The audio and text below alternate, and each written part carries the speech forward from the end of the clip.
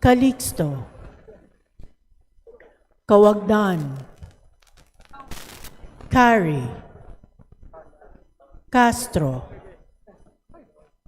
Kaiton, Celeste, Sendanya, Ceniza, Jan Franz Norbert Joselito Almario, Chan Junard, Chua, Chuatay, Chungalao, Ko Pilar, Ko Juanco Jaime Eduardo Mark, Ko Juanco Mark, Coliantes, Corvera, Cruz Agatha, Cruz Ricardo, Cruzado, Kua, Dagoo, Dalog, Dayang Hirang, Daza, De Jesus, De Lima, De Venecia, Defensor, De Gamo, Del Mar, De Los Santos, Di Macuja, Di Maguila, Di Maporo Imelda, Di Maporo City Yamina, Jokno, Jonicio, Domingo, Domogan, Duterte Harold James, Duterte Omar Vincent, Duterte Paolo, D. Faustino, D. Faustino Michael Carlos, D. Ian Paul, Elago, Emano, Enverga, Erice, Escudero, Espares, Espina, Estrella, Ferrer Antonio, Ferrer Jeffrey, Flores, Fortes, Frasco, Fresnedi, Fuentebella, Galang, Galeos, Garbin, Garcia Albert, Garcia Dante, Garcia Jose Arturo, Garcia Karen Hope, Garcia Maria Angela, Guardiola, Garin, Gatchalian, Gato, Glepa, Go, Gomez, Gonzales Alexandria, Gonzales Alyssa Micaela, Gonzales Christopher Sheen, Gonzales Roy, Goriseta, Gico, Gintu, Gulias, Gutierrez,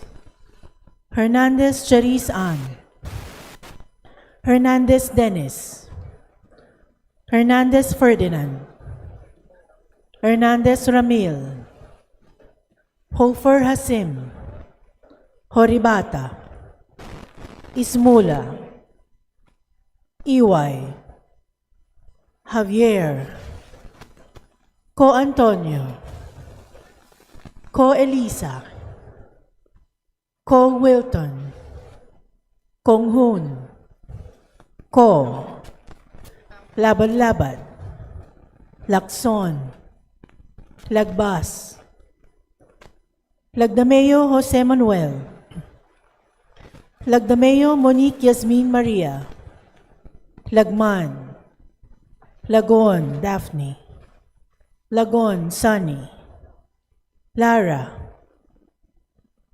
Lazatin, Ledesma, Legacion, Legarda, Legazpi, Leviste, Libanan, Lopez, Loria, Loyola, Luistro, Lumayag, Macapagal Arroyo, Makasay, Maceda, Madrona, Malapitan, Mangudadatu, Maniquis, Marañon, Marcoleta, Marcos, Marquez, Mastura, Matibag, Matugas, Mendoza,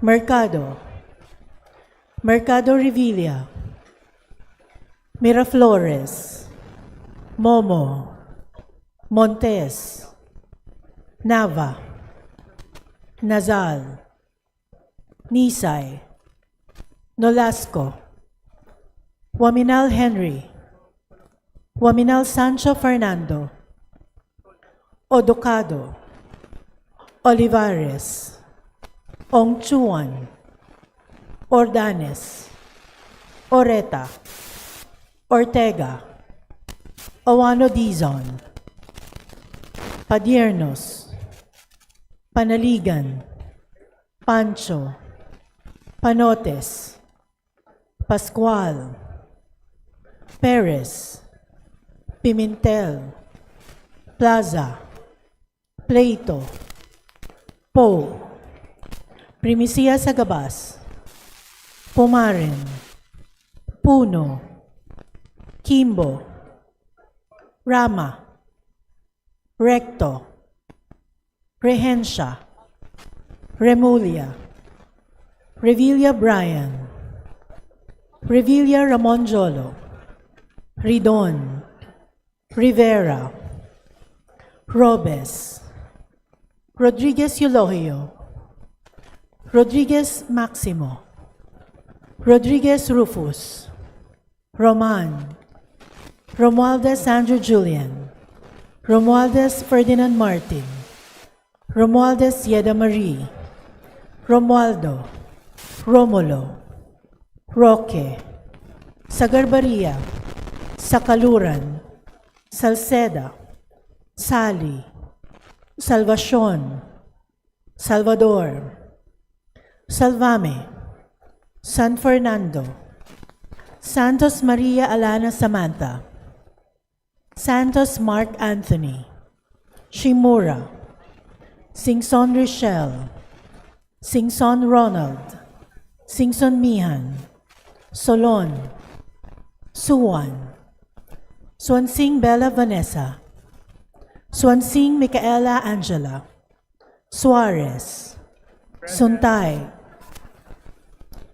Talyado, Tan Aman, Tan Joseph, Tan Keith Micah, Tan Reynolds Michael, Tan Samir, Tan Stephen James, Tan Chay, Tan Watko, Tariela, Teodoro, Tereng, Teves, Tiangco, Tieng, Tino, Tolentino, Tuan, Tulfo Jocelyn, Tulfo Ralph Wendell, Tupas, Tutor, T, Umali, Ungab, Uy De Carlo, Uy Roberto, Valeriano, Vargas, Vargas Alfonso, Veloso, Veloso Tuazon,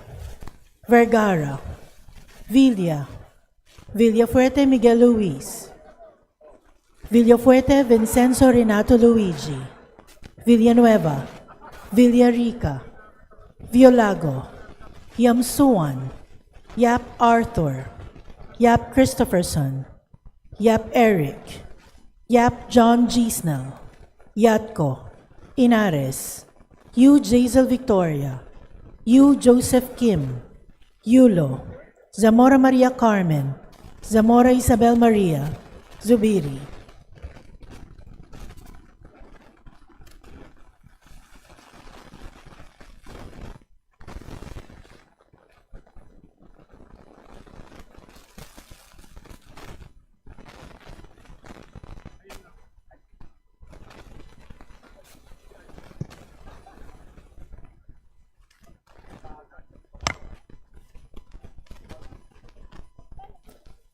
Mr. Speaker, the roll call shows that 278 members responded to the call. With 278 members responding to the call, the chair declares the presence of the quorum. Majority Leader. Mr. Speaker, I move to defer the reading and approval of the journal of the previous session. Is there any second? There any objections? There being none, motion's approved. Majority Leader. Mr. Speaker, I move to proceed with the reference of business and request that the Secretary General be directed to read the titles of bills and resolutions on first reading, as well as communications and committee reports. Is there any objection? The chair hears none. The Secretary General is hereby directed to read the titles of the bills, resolutions on first readings, as well as messages and communications and committee reports for the referral to the appropriate committee. Reference of business. Bills on first reading. House Bill 7571, establishing a national online safety and digital child protection framework, creating the Philippine E-Safety Commission, by Representative Miraflores. To the Committee on Information and Communication Technology and the Committee on Welfare of Children. House Bill 7572, establishing a policy and framework to transform the province of Aklan into a smart province with province-wide internet connectivity, streamlined telecommunications infrastructure development, and integrated digital government services, by Representative Miraflores. To the Committee on Information and Communication Technology. House Bill 7573, establishing national and provincial VIT autism centers, by Representative Miraflores. To the Committee on Health. House Bill 7574, defining political dynasty, prohibiting the establishment thereof, and providing safeguards against nepotism and executive appointments, by Representative Lacson. To the Committee on Suffrage and Electoral Reforms. House Bill 7575, amending the Ecological Solid Waste Management Act of 2000, by Representative Macapagal Arroyo. To the Committee on Ecology. House Bill 7576, declaring April 20 of every year a special non-working holiday in the municipality of Burgos, province of Pangasinan, to commemorate its foundation day, by Representative Celeste. To the Committee on Local Government. House Bill 7577, strengthening digital education access and institutionalizing teacher digital skills training in public schools, by Representative Tiangco. To the Committee on Information and Communication Technology, the Committee on Basic Education and Culture, and the Committee on Higher and Technical Education. House Bill 7578, strengthening the Eastern Samar State University College of Law, by Representatives Libanon and Gonzales Christopher Sheen. To the Committee on Higher and Technical Education. House Bill 7579, amending Section 386 of the Local Government Code of 1991, by Representative Olivares. To the Committee on Health.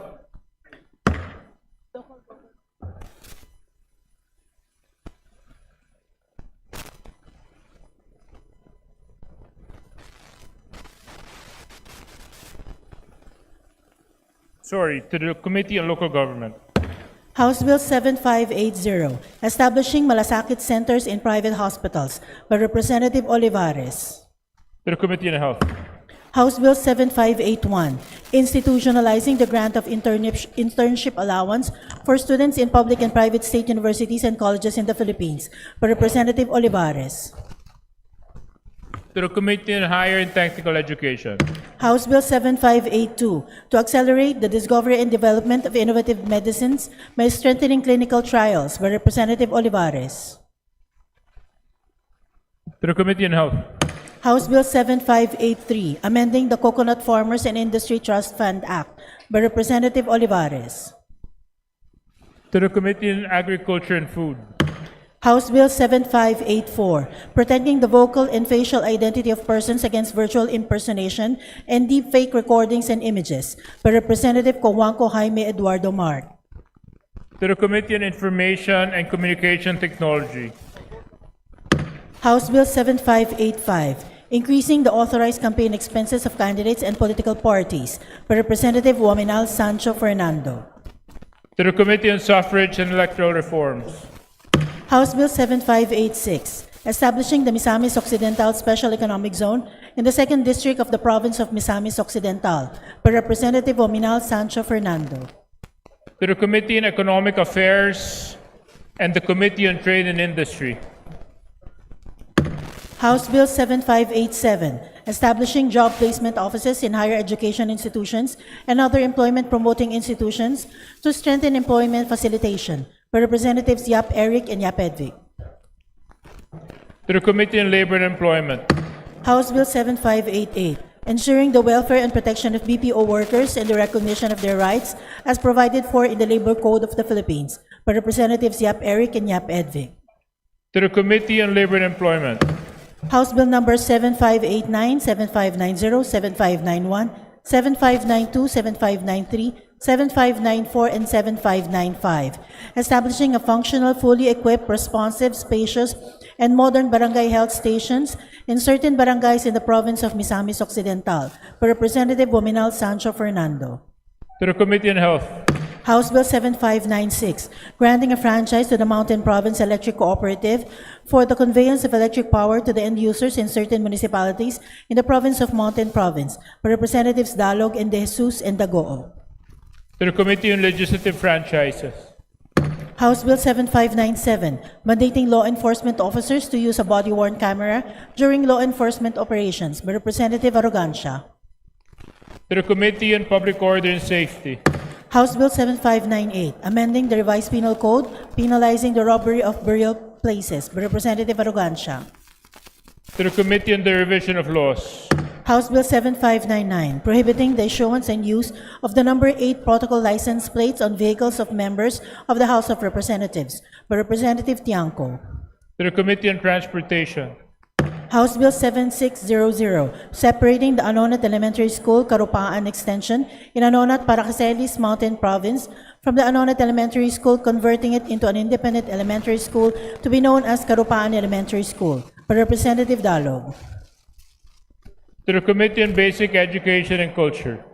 House Bill 7601, naming the road from Barangay West Junction of Hermosillo Drive through Barangay North Rizal Extension Road up to Barangay Donghol, Lake Imelda Road, which is also referred to by the DPWH as the Ormoc Lake Imelda National Tertiary Road in Ormoc, Leyte, as the Judge Benjamin Pongos Avenue, by Representative Gomez. To the Committee on Public Works and Highways. House Bill 7602, converting the extension campus of the Surigao del Norte State University in Claver, Surigao del Norte into a regular campus, by Representative Barbers. To the Committee on Higher and Technical Education. House Bill 7603, transferring the National Fire Training Institute from the Philippine Public Safety College to the BFP, by Representative Castro. To the Committee on Public Order and Safety. House Bill 7604, institutionalizing budget transparency and accountability safeguards in the inclusion and implementation of any and all infrastructure projects in the National Expenditure Program and the General Appropriations Act, by Representative Escudero. To the Committee on Appropriations. House Bill 7605, promoting business competitiveness by providing temporary tax relief to single proprietorships, cooperatives, partnerships, or corporations classified as micro, small, and medium enterprises, by Representative Escudero. To the Committee on Ways and Means. House Bill 7606, providing an increase and an automatic adjustment mechanism in the Personal Economic Relief Allowance or PERA granted to government employees, by Representative Escudero. To the Committee on Appropriations.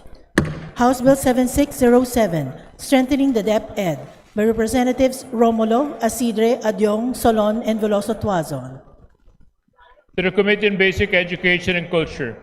House Bill 7608, to convert the Negros Oriental Provincial Hospital in Dumaguete City, Negros Oriental, into a 500-bed capacity Specialty Service Hospital to be named as the Negros Oriental Regional Hospital by Representative Sagarbaria. To the Committee on Health. House Bill 7609, establishing a campus of the Jose Rizal Memorial State University in Sergio Osmeña Sr., Zamboanga del Norte, to be known as the Jose Rizal Memorial State University Sergio Osmeña Sr. Campus by Representative Uy Roberto. To the Committee on Higher and Technical Education. House Bill 7610, creating the Department of Sports by Representative Solon. To the Committee on Youth and Sports Development and the Committee on Government Reorganization. House Bill 7611, protecting and promoting the right to health of every Filipino by ensuring the sustainable and adequate funding for universal health care by Representative Montes. To the Committee on Health.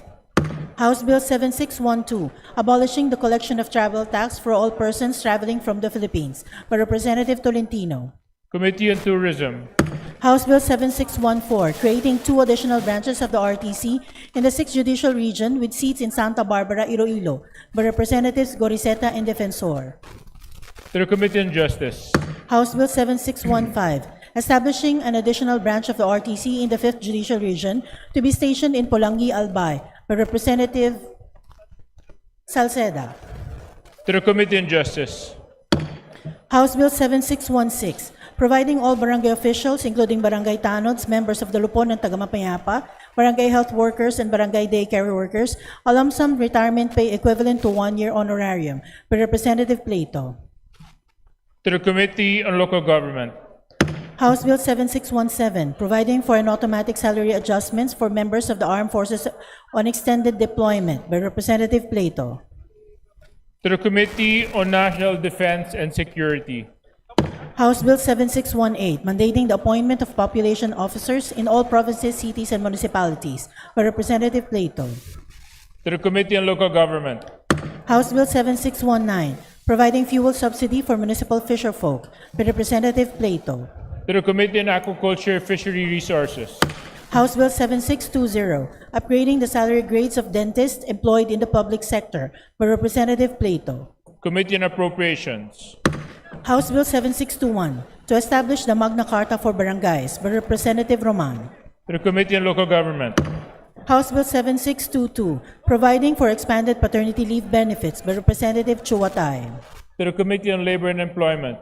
House Bill 7623, strengthening and institutionalizing mandatory government procurement of agricultural and fisheries products from registered farmer and fisherfolk cooperatives and associations by Representative Bautista Claude. To the Committee on Agriculture and Food. House Bill 7624, establishing an agriculture information system in all cities and municipalities by Representative Goriseta. To the Committee on Agriculture and Food.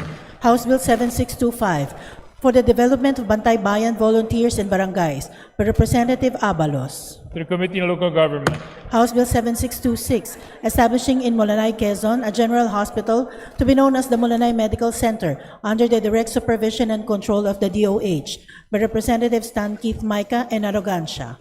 Committee on Health. House Bill 7627, instituting the National Artificial Intelligence Code of the Philippines by Representative Lacson. Committee on Information and Communications Technology. Resolutions. House Resolution 724, urging the Committee on Legislative Franchises to conduct an investigation to determine as to whether or not Converge ICT Solutions, Inc. has complied with its commitment to provide better service and to recommend remedial measures if necessary, by Representative Tiangco. Committee on Rules. House Resolution 725, directing the Committee on Energy to conduct an inquiry into the implementation of the Green Energy Auction Program, focusing on the alarming rate of non-delivering projects and the stalled capacities of developers to assess the program's effectiveness in securing national energy security, by Representatives De Jesus and Dagoo.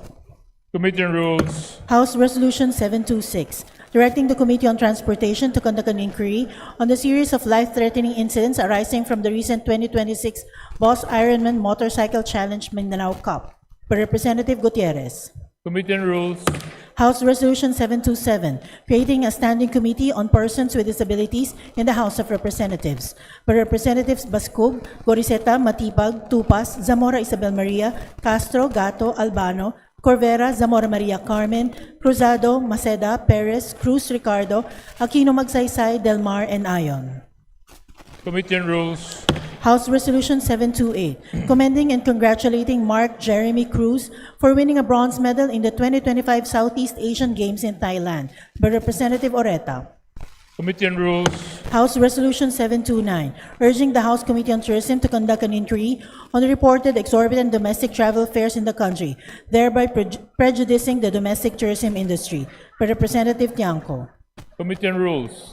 House Resolution 730, directing the House Committee on Tourism to conduct an inquiry into the high cost of air travel to Siargao Island and the current state of tourism infrastructure in the island, with the end view of enhancing accessibility and sustainability in the region, by Representative Matugas.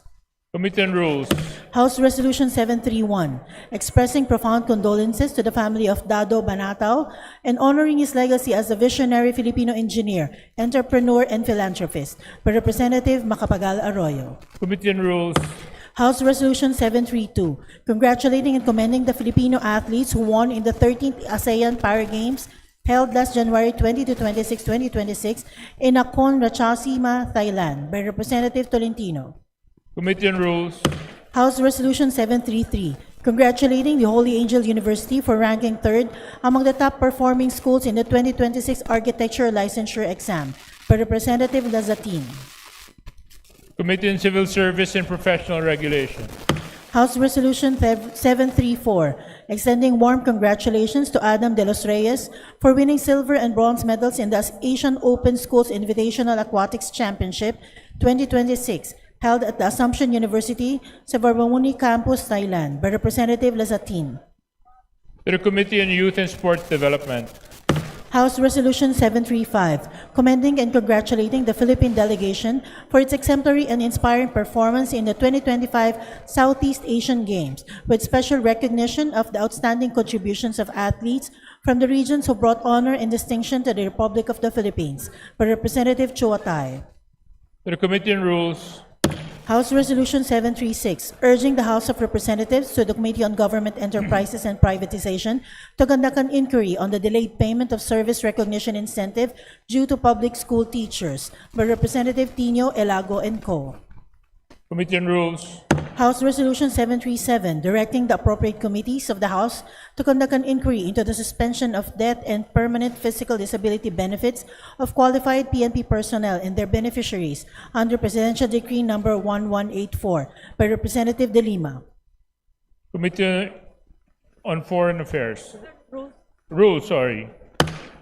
House Resolution 738, urging the government of the USA to issue an apology for the atrocities committed by its military forces against the Filipino people during the Philippine-American War of 1899 to 1901 and the imposition of U.S. colonial rule, by Representatives Tino Elago and Co. To the Committee on Foreign Affairs. House Resolution 739, urging the House through the Committee on Transportation and other appropriate committees to conduct an investigation on a significant increase in domestic airfare prices and its adverse economic impact on the local tourism industry, by Representative Gintu. Committee on Rules. House Resolution 740, urging the House Committee on Public Accounts and other appropriate committees to conduct an inquiry into the chronic deterioration, alleged defective structural design, repeated piecemeal rehabilitation, and possible irregularities in the planning, funding, procurement, and implementation of works along the Rolando Andaya Highway in the province of Camarines Sur, including related bridge safety concerns, and to examine relevant COA fundings on DPWH road and bridge infrastructure projects for the purpose of determining accountability, preventing wastage of public funds, and improving project quality, oversight, and transparency, by Representative Ridon. Committee on Rules. Message from the Senate. Message dated February 3, 2026, informing the House of Representatives that on February 2, 2026, the Senate designated Senator Gatchalian, Chairperson of the Committee on Finance, and Senator Pangilinan, Chairperson of the Committee on Constitution Amendments and Revision of Laws, as chairpersons, and Senators Ejercito and Marqueta as members of the Joint Congressional Oversight Committee on the new Government Procurement Act. To the Committee on Rules. Communication. Letters dated January 28 and 29, 2026 of the BSB Bank Officer SIC Office of the General Counsel and Legal Services, transmitting to the House of Representatives duly certified copies of certain BSP issuances. To the Committee on Banks and Financial Intermediaries. Committee reports. Committee report number 103 submitted by the Committee on Revision of Laws on House Bill 7613.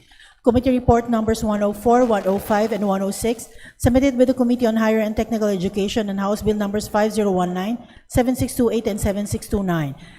Committee report numbers 107, 108, 109, and 110 submitted by the Committee on Legislative Franchises on House Bill numbers 7639, 7640, 7646, and 7647.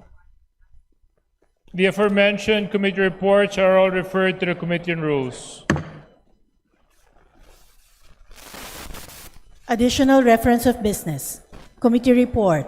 Committee report number 111 submitted by the Committee on Justice on House Resolution number 746, recommending its adoption with the findings, conclusions, and recommendations of the committee in the matter of the impeachment proceedings against President Ferdinand Bongbong R. Marcos Jr.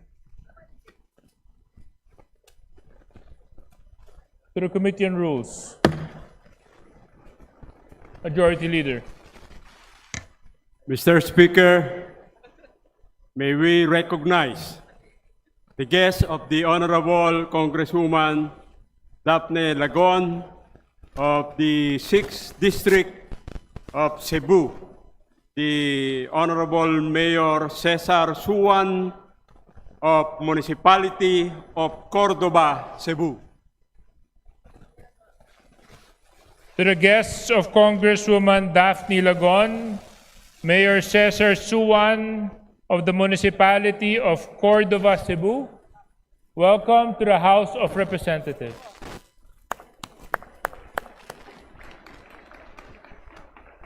Majority Leader. Mr. Speaker, may we recognize the guest of Representative Jose Manuel Tadeo Chel Jokno Akbayan Party List, the Honorable Justice John R. Champion from the Supreme Court of Victoria, and Mrs. Maria Champion. To the guests of Congressman Manuel Tadeo Chel Jokno, Honorable Justice John Champion and Mrs. Maria Champion, welcome to the House of Representatives.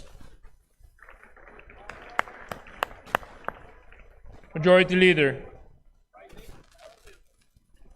Mr. Speaker, may we recognize the guests of the Honorable Arnulfo Brian Arnie Fentebella from the 4th District of Camarines Sur, specifically Honorable Gerald Pilapil, Board Member 4th District, Camarines Sur, Honorable Gerald B. Peña, Mayor San Jose, guests from the Municipality of Tigaon, headed by its Mayor, Honorable Eugene Adrian Fentebella, Honorable Serafino Brigel Jr., Punong Barangay Abo, Honorable Juan P. Bunganay Jr., Punong Barangay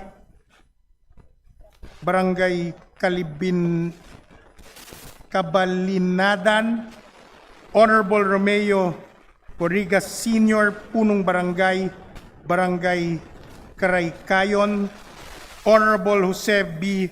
Formalejo, Punong Barangay Casuna, Honorable Rosano B. Balobosa, Punong Barangay Consosep, Honorable Edmond Calipis, Punong Barangay Coyauyaw, Honorable Vicente V.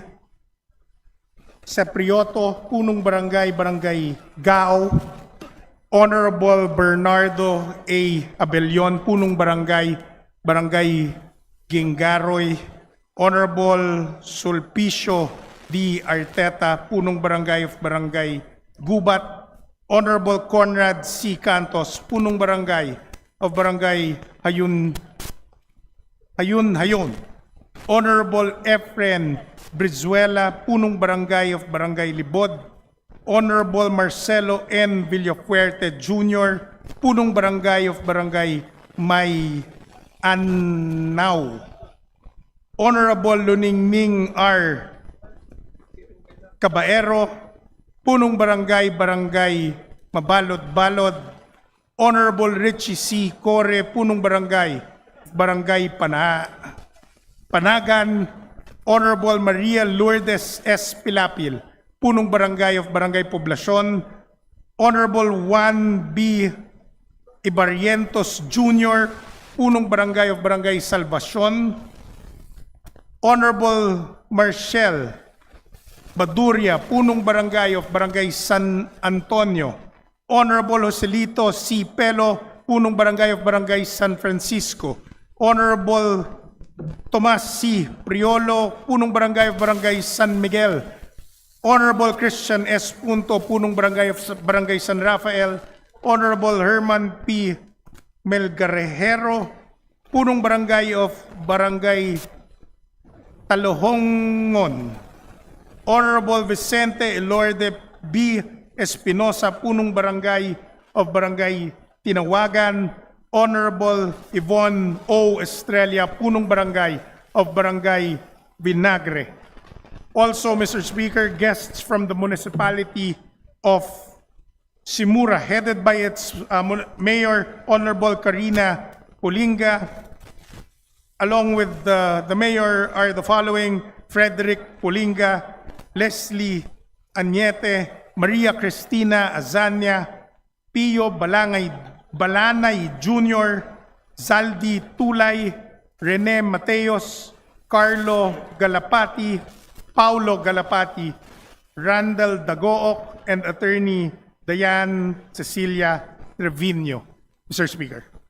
To the guests of Congressman Arnie Fuentabella, headed by Honorable Board Member Gerald Pilapil, Mayor Harold Peña, Mayor Eugene Fuentabella, and Mayor Karina Pulinga, along with all their barangay captains at mga panauhin mula sa lalawigan ng Camarines Sur. Welcome to the House of Representatives. Majority Leader. Mr. Speaker, I move to recognize the following guests of Honorable Nelson Ligacion, District Representative from Camarines Sur. They are the punong barangays from the municipality of Calabanga, Camarines Sur, are as follows. We have Jessica Prebosa, Barangay Santo Domingo; Moises Carlos M. Asañez, Barangay San Antonio, Poblacion; Paul Christian Santos, Barangay Sabang; Rolando Ordoves, Barangay Balatasan; Edwin Hernandez, Barangay del Carmen; Honesto Gueriba, Barangay San Lucas; Erwin Mitran, Barangay Salvacion Baybay; Jason Very, Barangay Punta Tarawal; Maxima Tandog, Barangay Santa Isabel; Ronald Perez, Barangay Lungsad; Wilfredo de Chavez, Barangay San Isidro; Elmer Tanael, Barangay Bunot Santa Rosa; Marilo Dagawin, Barangay Binawanan Pequeño; Armando Imperial Jr., Barangay San Vicente; Agnes Ipo, Barangay Fabrica; Joel Orlina, Barangay Haruba; Rizalde Sagales, Barangay San Pablo; Jenny Elopre, Barangay Sugod; Ariel Romero, Barangay Balumbon; Carmen Caña, Barangay Binaliw; Ronnie Abner, Barangay La Purisima, Kipayo; Elizabeth Lainisa, Barangay Bigaas; Joey Tarubago, Barangay Santa Cruz, Kipayo; Pedro Brunzal, Barangay Makiring; Ramon Calalo, Barangay Burabud; Alvin David, Barangay Belen; Aldrin Makawili, Barangay Salud; Andy Barrios, Barangay Binawanan Grande; Danilo Bolaños, Barangay Comangking; Alfonso Domalasa Jr., Barangay Kamuning; Rostom Camigla, Barangay San Bernardino; Rapi Bugok, Barangay San Roque; Danilo Olalo, Barangay Cagsaw. Glenn Abendaño, Barangay Pinada. Nelson De Leon, Barangay Paulbo. Rodel Del Mundo, Barangay Cabanbanan. Joel Batas, Barangay Santo Niño, Kipayo. Eugene Dulce, Barangay San Miguel. Jose Asoro, Barangay Balungay. Godincio Asoro, Barangay Dominorog. Cirilo Palino, Barangay San Francisco. Florendo Caganda, Barangay Silbao, and the district staff, Lito Miranda and Gino Corralde. To the guests of Congressman Legacion from the municipality of Calabanga, Camarines Sur, Dagos Camo, welcome to the House of Representatives. Majority Leader. Mr. Speaker, may we recognize the visitors of FPJ Panday Bayanihan, Brian Po, from Rizal Muslim Consultative Council and United Cavite Muslim Communities. They are Almojin Pandapatan, Amalhaya Pandapatan, Alejandro Deron, Basit Abbas, Yusuf Guillermo, Ramon Abdurrahman Navale, Bong Picardal, Malik Murad, Nazir Basiman, Jul Arab Taop, Abdul Latif Sultan, Pakalinog Abdul, Alden Mangansan, Abdul Malik Barataman, Hanif Dilabayan, Gaddafi Etado, Yusuf Hassan Pundag, Amen Datumas, and Almar Pondogar. To the guests of Congressman Brian Poe from the Rizal Muslim Consultative Council and United Cavite Muslim Communities, welcome to the House of Representatives. Majority Leader. Mr. Speaker, I would like to acknowledge the guest of the Honorable Robert Nazal from Bagong Henerasyon Party List, the Sangguniang Bayan members from Mamburao, Oriental Mindoro, Mayor Glicerio S. Almero III, Vice Mayor Raul V. Masangkay, SB Maria Dolores Calabio, SB Flores Calambio, SB Lana Isabel Abelido, SB Winwright Esperanza, SB Melquides Ramirez, SB Oliver Mataro, SB Enrique Pantoja, SB John Bernard Villaflores, SB Brian Joseph Bautista, ABC President Meliton Benasa Jr., SK Federation President Vince Joseph Alacaide, SB Secretary Jesus Antonio Robles. To the guests of Congressman Robert Nazal of BH Party List from the municipality of Mamburao, Occidental Mindoro, headed by their Mayor Glicerio Almero, welcome to the House of Representatives. Majority Leader. Mr. Speaker, pursuant to our rules, today being a Monday, I move to open the privilege hour. There's a motion to open the privilege hour. Is there any objection? There being none, motion is approved. Majority Leader. Mr. Speaker, I move to recognize Representative Javier Miguel Lopez Benitez of the 3rd District of Negros Occidental to avail of the privilege hour. The Honorable Representative from the 3rd District of Negros Occidental, Congressman Javier Miguel Lopez Benitez, you have the floor. Thank you, Mr. Speaker. Before I begin, gusto ko lang sabihin, pasensya, hindi po 100% aking boses, pero gagawin ko to para sa National Arts Month. So, Mr. Speaker, distinguished colleagues, I rise today during National Arts Month to speak not about what Filipino art has achieved, because its achievements are beyond question, but about what we, as a nation, have failed to build around it. It is a question we have asked for decades, and the answer we often arrive at is discouraging. That Filipinos are not an art-loving people, that we lack the culture of appreciation that exists in Europe, in Japan, in the galleries of New York and London. I want to challenge this assumption directly, because the evidence tells us a different story. This February, Art Fair Philippines and Art in the Park drew record attendance. The lines outside the National Museum on any given weekend are the longest they have ever been. Filipinos are showing up. They are interested. They are curious. The appetite exists. But here is what I learned when I consulted with practitioners who work inside these institutions.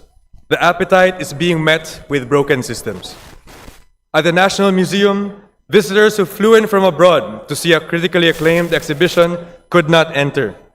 Not because the museum was full, but because there was one person at the entrance manually recording names. The bottleneck was not demand, it was registration. At the same museum, a visitor who asked a staff member where to find a painting by George Pineda, one of our most important early 20th century painters, whose works are in the National Collection, was met with a blank stare. At the Provincial Museum, children were told that taking photographs would erase the paintings.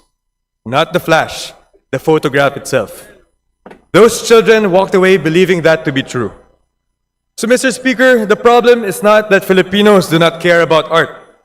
The problem is that we have made it unnecessarily difficult for them to experience it, and unnecessarily easy for them to walk away confused, misinformed, or indifferent. Before we discuss what must be built, let us be clear about what already exists.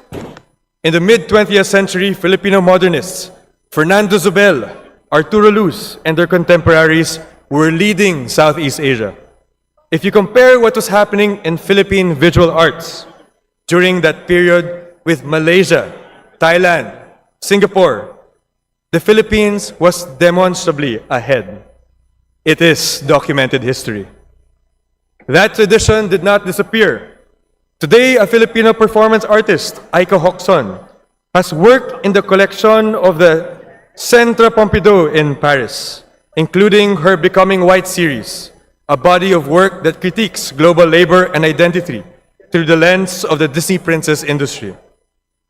She is one of the several Filipino artists now operating at the highest tier of international contemporary art. Filipino architects designed landmark structures that define the skylines of other nations. Leandro V. Locsin designed the Istana Nurul Iman in Brunei, the largest residential palace in the world. Ildefonso P. Santos Jr., our national artist for architecture and the father of Philippine landscape architecture, shaped major landscape projects across Southeast Asia, including Tai Kuching Complex in Hong Kong. Our own Juan Arellano designed the Negros Occidental Provincial Capital, the Metropolitan Theater, and the Manila Central Post Office, embedding indigenous motifs like Okir, the Carabao, and the Sampaguita into Art Deco forms. Juan Nakpil, our first national artist for architecture, designed structures across the archipelago that married Filipino identity with modernist ambition. And yet, we have no decorative arts museum documenting our own design history. Meanwhile, Patrick Flores, one of the foremost curatorial voices in Southeast Asia, a professor at the University of the Philippines, now serves as chief curator at the National Gallery, Singapore. We are losing our best cultural practitioners to countries that recognize their value. The talent has never been the problem, Mr. Speaker. The ecosystem has. And yet, Mr. Speaker, we cannot say that government has been entirely silent on this front. In fact, the policy architecture for a thriving creative sector already exists on paper. In 2022, this very chamber passed Republic Act number 11904, the Philippine Creative Industries Development Act, which created the Philippine Creative Industries Development Council and mandated a long-term plan for development and promotion of our creative industries. The law recognized what we have always known, that creative industries are not a luxury. They are an economic sector. The PSA reported that in 2024, the creative economy contributed 1.9 trillion pesos to our GDP, 7.3% of the national output, and employed 7.51 million Filipinos. That is 15.4% of national employment. That this is not a marginal concern, but a major economic pillar. Pursuant to that law, the President approved the Philippine Creative Industries Development Plan 2025 to 2034 under Memorandum Circular Number 103 in October of last year. The PCIDP envisions the Philippines as Asia's premier creative hub by 2030. And separately, in November 2024, Memorandum Circular Number 74 adopted the Philippine Development Plan for Culture and the Arts 2024 to 2029, or the PDPCA, with the NCCA designed as lead implementer. This plan is organized around 4 strategic outcomes: the reaffirmation of Filipino identity, the harnessing of Filipino creativity and innovativeness, the establishment of humane, inclusive, and sustainable communities, and the enhancement of culture and disaster-responsive governance. Mr. Speaker, these are serious, well-crafted plans. I commend the agencies and stakeholders who developed them. But plans are not platforms. Republic Act Number 11333, the National Museum of the Philippines Act, mandates the establishment of regional museums. Republic Act Number 10066, the National Cultural Heritage Act, provides the framework for heritage preservation. The proposed Department of Culture Act, which reached the second reading in the Senate recently, would reorganize NCCA into a full cabinet-level department with 12 attached agencies. In the House, we will be exploring the Department of Culture and Creative Industries. These are the right instruments, but instruments without infrastructure produce no music. Let me be specific about what is missing. Government's role is not to run the arts. It's to build the platform on which arts can thrive. The PCIDP and PDPCA articulate this vision. What follows are the concrete investments required to deliver on that vision. I'll focus on 4 areas: venues, education, decentralized access, and coordinated programming. On venues, our art fairs are held in developer-donated spaces, converted car parks, and shopping mall annexes, because they are free. The result is low ceiling heights that prevent large-scale work from being shown properly. Partitions that are too short and flimsy, substandard lighting, and multi-floor layouts with slow elevators that destroy visitor flow. This year's Art Fair Philippines drew complaints for confusing navigation. Several attendees said art in the park was actually a better experience, not because the work was stronger, but because the space made more sense. So no private fair organizer can solve this alone. In Hong Kong, Art Central operates under purpose-built, large-format tents on the waterfront. Paris used tent fairs at the Champ de Mars. These offer ground floor access, proper ceiling heights, flexible layouts, and can be repurposed for other events year-round. They are significantly less expensive than permanent construction. The PCIDP calls for world-class talent and infrastructure. Exhibition infrastructure is exactly the kind of public investment that unlocks private sector activity. In the Gulf states, governments have invested billions in cultural infrastructure. Abu Dhabi built the Louvre Abu Dhabi, is completing the Guggenheim Abu Dhabi, and both Abu Dhabi and Qatar have partnered with the global art fair brands to bring major fairs to their cities. These were investments in cultural positioning, tourism infrastructure, and soft power. We do not need to replicate that scale, but we can start by providing proper venue infrastructure and letting our private sector fair organizers do what they do best within it. A sector that contributes 1.94 trillion to the economy and employs over 7 million Filipinos deserves more than borrowed parking lots. The public investment required to provide proper exhibition venues is modest relative to the economy activity it would unlock. On education, the PDPCA identifies the reaffirmation of Filipino identity as a strategic outcome. But identity cannot be reaffirmed if it has never formed in the first place. Art appreciation has largely disappeared from Philippine education. Most students' only exposure is a museum field trip where they are herded through walls without meaningful interpretation. They see the spolarium, are told it is important, and move on. Nobody makes it exciting, and nobody makes it personal. I spoke with a practitioner who recalled his own experience as a volunteer at the Old Metropolitan Museum for a Vatican exhibition. He was assigned to the Baldacchino section and walked visitors through the work. That single experience shaped his career. He proposed engaging art students as volunteers at museums for course credit. It costs nothing, builds knowledge, and transforms the visitor experience. But the intervention must go deeper. We need a guidebook on Philippine culture for educators. We need teachers in arts-related courses to attend docent-led museum tours in their own regions. The National Museum branches, universities like Silliman in Dumaguete, and existing cultural institutions should be tapped for this. The PDPCA strategic outcome on humane, inclusive, and sustainable communities begins with cultural literacy. If we spark the interest of even one child, that child may grow up to become the next great Filipino artist, dancer, or musician, but we must plant the seed. On decentralized access, right now, the Art Deco Centennial exhibition at the National Museum draws from over 300 objects and more than 400 collections across Luzon and the Visayas.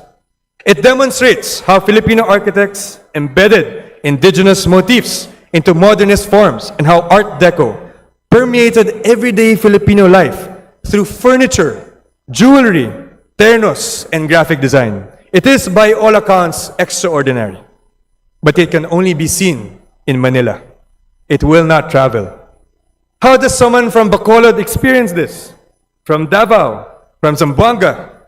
Republic Act number 11333 mandates the establishment of regional museums. We have heritage institutions like the Balay ni Tana Dikang in Talisay, Negros Occidental. A house museum that has already established an artist residency program and art gallery within a 100-year-old ancestral home. We have Balay Negrense in Silay. These are ready-made platforms for circulating exhibitions that bring our national cultural patrimony to the people, rather than expecting the people to always come to Manila. The PDPCA and the PCIDP both emphasize inclusivity and regional development. Traveling exhibitions supported by a modest fund would operationalize that commitment immediately. On coordinated programming, I want to share that during Art Basel Hong Kong, the entire city participates.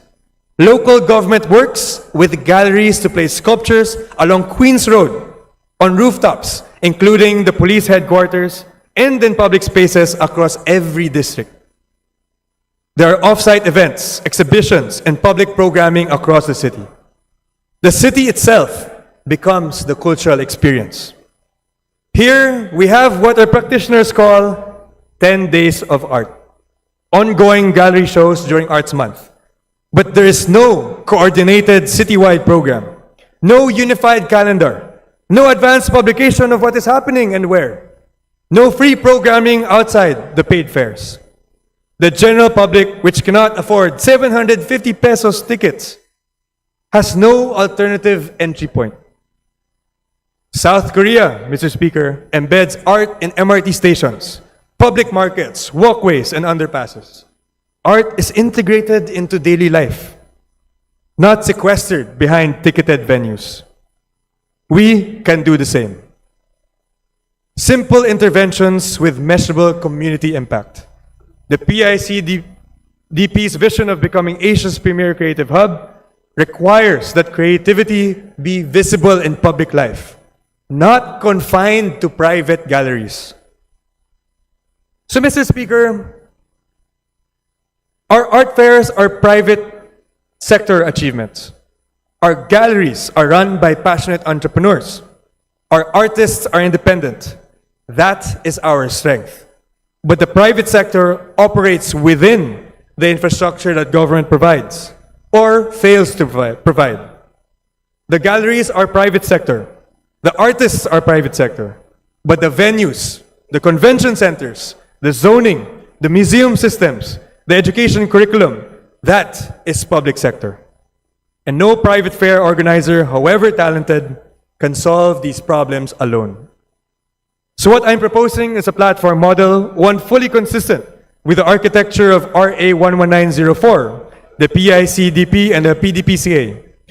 Government provides the foundation, proper exhibition infrastructure, museum modernization, arts education reform, and coordinated cultural programming.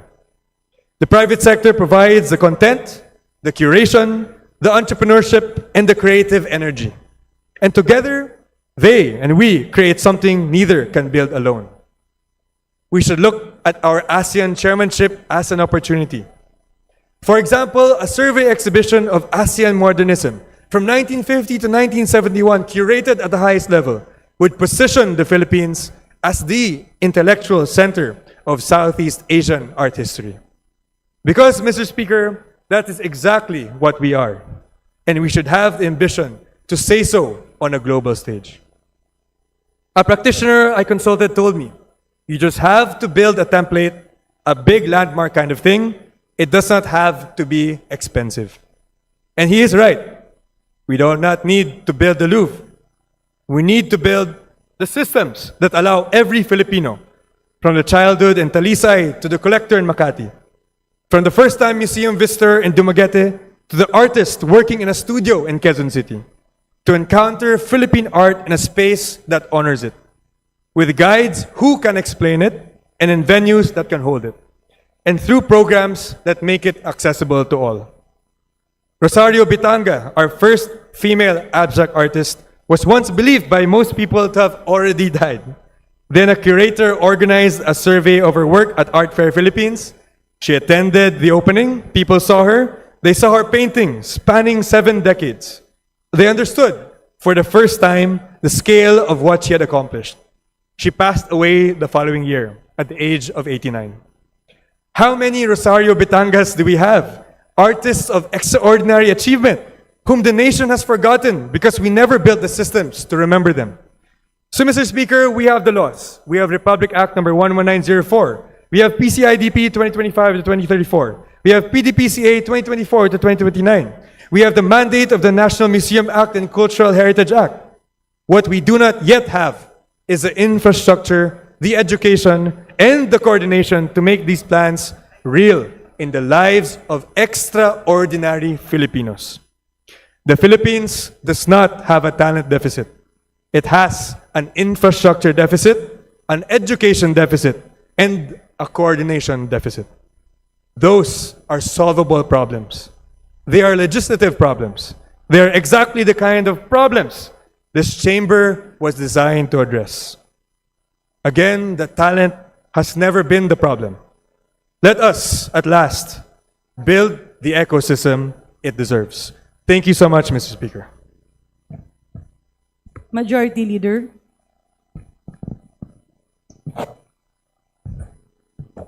Mr. Speaker, Madam Speaker, I move to refer the speech of the Honorable Benitez to the Committee on Rules for its appropriate action. Any objection? Hearing none, the privileged speech of the Honorable Javier Miguel Lopez Benitez is hereby referred to the Committee on Rules. Majority Leader.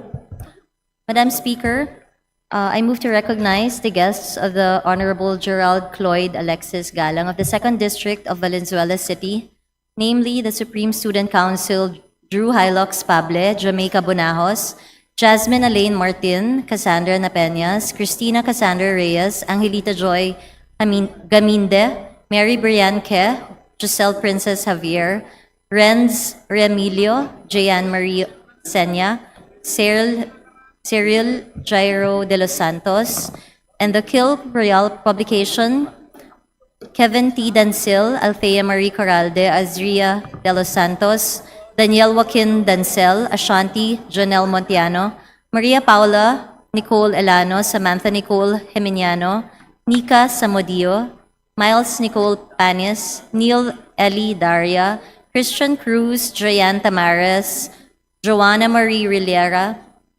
Adrian Balmaceda, and Mr. Bong Alingsog. The guests of the Honorable Gerald Floyd Alexis Galang of the 2nd District of Valenzuela City, please rise to be recognized. To the Supreme Student Council and the Quill Royal publication, welcome to the House of the People. Majority Leader. Madam Speaker, we may acknowledge the presence of guests in the gallery. We have the guests of APEC Party List, Representative Sergio Dagook and Congressman Presley De Jesus of PhilReca Party List, from Siargao Electric Cooperatives and Dinagat Island Electric Cooperatives, and they are Van Juan Matulak, Nardson Cavite, Jason Argana, from Dinagat Island Electric Cooperatives, Annie Rose Vargas, Sabiana Narvasa, Jana BC Kagulada. The guests of the Honorable Serge Dagook, the brilliant Deputy Minority Leader, and one of my idol in the several years that he has been a legislator and a fighter and protector of cooperatives, the Siargao Electric Cooperatives and the Dinagat Island Electric Cooperatives, who are privileged to have their leader in the halls of Congress. Please rise to be acknowledged. Welcome to the House of the People. Majority Leader. Madam Speaker, I move to recognize the honorable gentleman from APEC Party List, Honorable Sergio C. Dagook, to avail of the privilege hour. The Honorable Sergio Dagook of Party List APEC is hereby recognized for his privileged speech. Thank you, Madam Speaker. The most intelligent Deputy Speaker of the 20th Congress. Thank you, Majority Leader. Madam Speaker, distinguished colleagues, magandang hapon po. I rise today on a question of personal and collective privilege to address a matter that strikes at the very heart of our constitutional commitment to provide decent and affordable housing to every Filipino. A matter that exposes a profound contradiction between what we promise and what we practice, between the houses we build and the homes we fail to provide our own people. Madam Speaker, I speak today about the high housing crisis facing the employees themselves of our housing agencies. Madam Speaker, let me begin with a simple question. How can we ask government employees to provide the nation with houses when they themselves do not have homes? Yung mga empleyado po ng mga housing agencies natin, sila mismo walang mga bahay. So paano po sila magpapatayo ng pabahay? Wala nga silang sariling bahay. Hindi po ito isang pilosopong tanong. Ito po ay isang valid at napapanahong katanungan. This is the documented reality of thousands of men and women who wake up every morning, report to offices of the Department of Human Settlement and Urban Development, the National Housing Authority, Pag-ibig Fund, the National Home Mortgage Finance Corporation, and the Social Housing Finance Corporation. Agencies collectively tasked with addressing our nation's 6.5 million housing backlog. Subalit, sila po ay uuwi sa gabi sa bahay na hindi naman nila pagmamayari, mga paupahan na bahay, o di kaya nakikitira lamang sila sa mga kamag-anak. Ang iba ay nasa mga informal settlements. Sila po ang mga empleyado natin sa gobyerno na nagtatrabaho para kuno ayusin at alisin ang ganitong mga problema. Ngunit sila din mismo ang nakakaranas ng ganitong suliranin o kalagayan sa buhay. Madam Speaker, distinguished colleagues, imagine the irony. The people implementing our pambansang pabahay para sa Filipino housing program cannot afford their own pabahay. Madam Speaker, during the budget hearing last September, I asked a simple question to the officials of the SOD and key shelter agencies. What is the housing status of your employees? Wala pong nakasagot sa kanila. Mismong mga officials nila ay hindi alam. Hindi po nila inaalam ang kalagayan ng kanilang mga empleyado. Kaya naman po, pinakiusapan ko sila na alamin naman nila. Mag-survey sila. Tanungin nila ang kanilang mga empleyado. May bahay ka na ba? Afford mo ba? Nakabili ka ba ng sarili mong bahay sa atin mismong programa? Madam Speaker, the results of those surveys submitted to my office reveal a housing crisis within our housing bureaucracy, a crisis of credibility, of moral authority, of institutional integrity.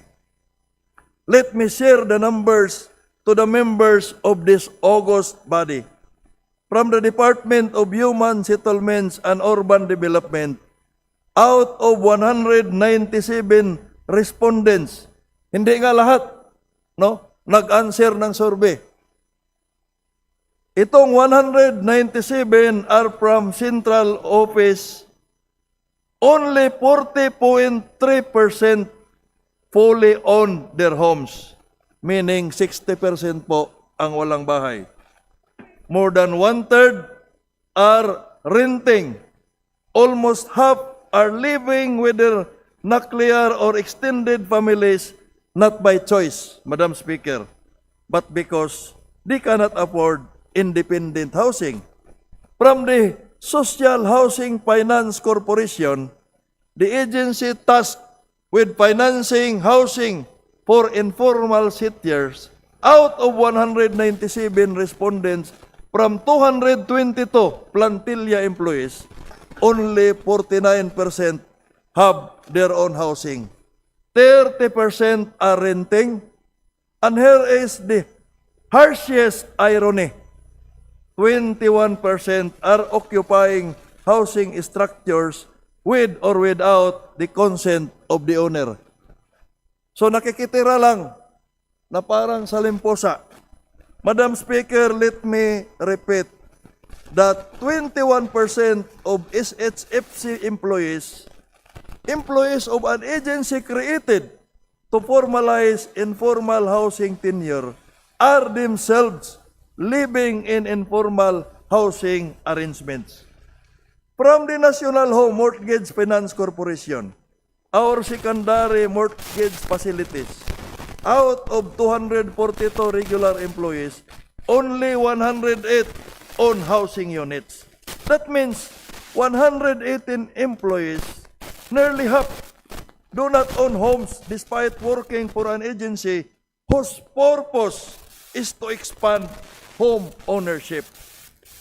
From Pag-ibig Fund, our National Housing Finance Institution with 3,390 employees, only 841 employees, or barely 25%, have existing housing loans with Pag-ibig itself.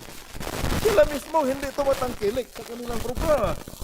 3/4 of Pag-ibig employees have not availed themselves of Pag-ibig housing loans.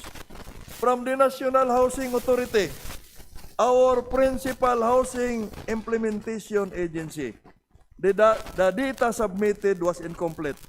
It only provides for employees with housing but failed to report how many employees are without housing. Kulang po ang binibigay nilang data. Madam Speaker, these are not just statistics. Behind every percentage point is a human being.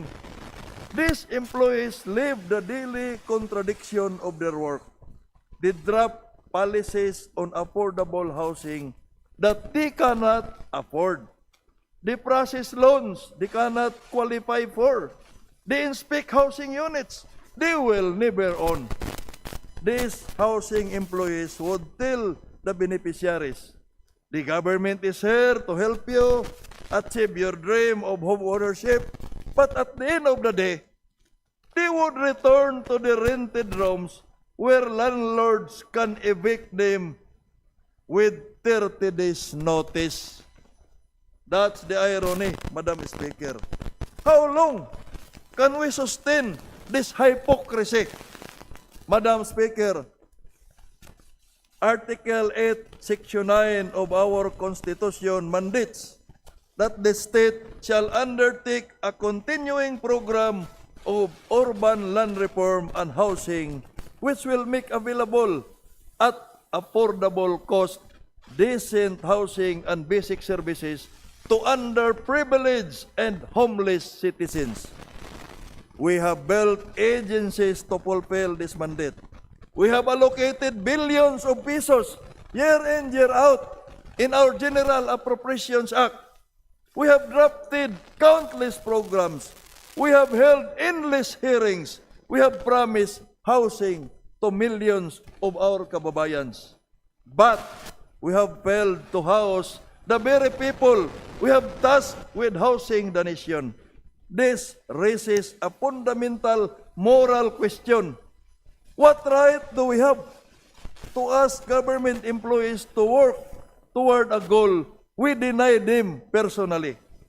Anong kredibilidad ng ating mga housing agencies kung hindi naman nila kayang bigyan ng pabahay ang kanilang sariling mga empleyado? Ano pong mensahe ang sinasabi natin sa ating mga kababayang Pilipino na kung ang empleyado ng ating mga housing programs ay walang sariling bahay? Madam Speaker, naalala ko lang ang isang kasabihan sa Biblia. Physician, heal thyself. Or in our context, housing provider, house thyself. We cannot ask our housing agencies to heal the nation's housing crisis when they refuse to heal their own. Madam Speaker, distinguished colleagues, this is not just a moral feeling. It is a policy feeling that violates international labor standards. The International Labor Organization's Declaration of Philadelphia recognizes the solemn obligation to provide adequate housing as central to social justice. ILO Recommendation number 115 on workers' housing calls for national policies ensuring that adequate and decent housing accommodation and a suitable living environment are made available to all workers and their families. Madam Speaker, we are signatories to these conventions. We have committed to these standards. Yet, we violate them daily in our treatment of our own housing sector employees. In developed housing systems worldwide, like for example in Singapore, in South Korea, in the Netherlands, housing agencies recognize that providing housing for their workforce is not merely an employee benefit, but a fundamental requirement of institutional credibility. They understand a simple principle. agencies that cannot house their employees forfeit the moral standing to house the nation. Kailangan po nating matuto, Madam Speaker, mula sa kanila. If we want effective housing agencies, we must start by housing the employees of these agencies. That is why today I am filing a House resolution urging the DSOD, NHA, NHMFC, SHFC, and Pag-ibig Fund to immediately start doing the following. First, conduct a comprehensive inventory of the housing status of all their employees, not just plantilla, but also contract of service and job order personnel. We need complete data, not the incomplete reports submitted so far. Secondly, develop and implement a priority housing program for employees that includes, number 1, preferential access to affordable housing loans with enhanced terms. Number 2, priority allocation in government housing projects, especially under the 4PH program. Number 3, housing subsidies for employees currently renting. And number 4, employer-assisted housing programs with salary integrated payment schemes. Third, submit within 90 days a detailed report to the Housing Committee, to the House Committee on Housing and Urban Development of their plans, budgets, and timelines. Madam Speaker, distinguished colleagues, this is not asking for a special privilege. This is asking for basic fairness. This is asking that we practice what we preach. I ask for your support for this resolution, Madam Speaker, distinguished colleagues. But more than that, I ask that we reflect deeply on the contradiction we have allowed to persist. We have built a housing bureaucracy that does not house its own. We have created agencies to fulfill a constitutional mandate while denying that same mandate to the people working in those agencies. We have asked these workers to secure homes for others while they themselves lack housing scrutiny. This must end. Madam Speaker, if we are serious about addressing the 6.5 million housing backlog, we must start with the men and women tasked with addressing it. If we are serious about making home ownership affordable, we must start by making it affordable for those who administer home ownership program.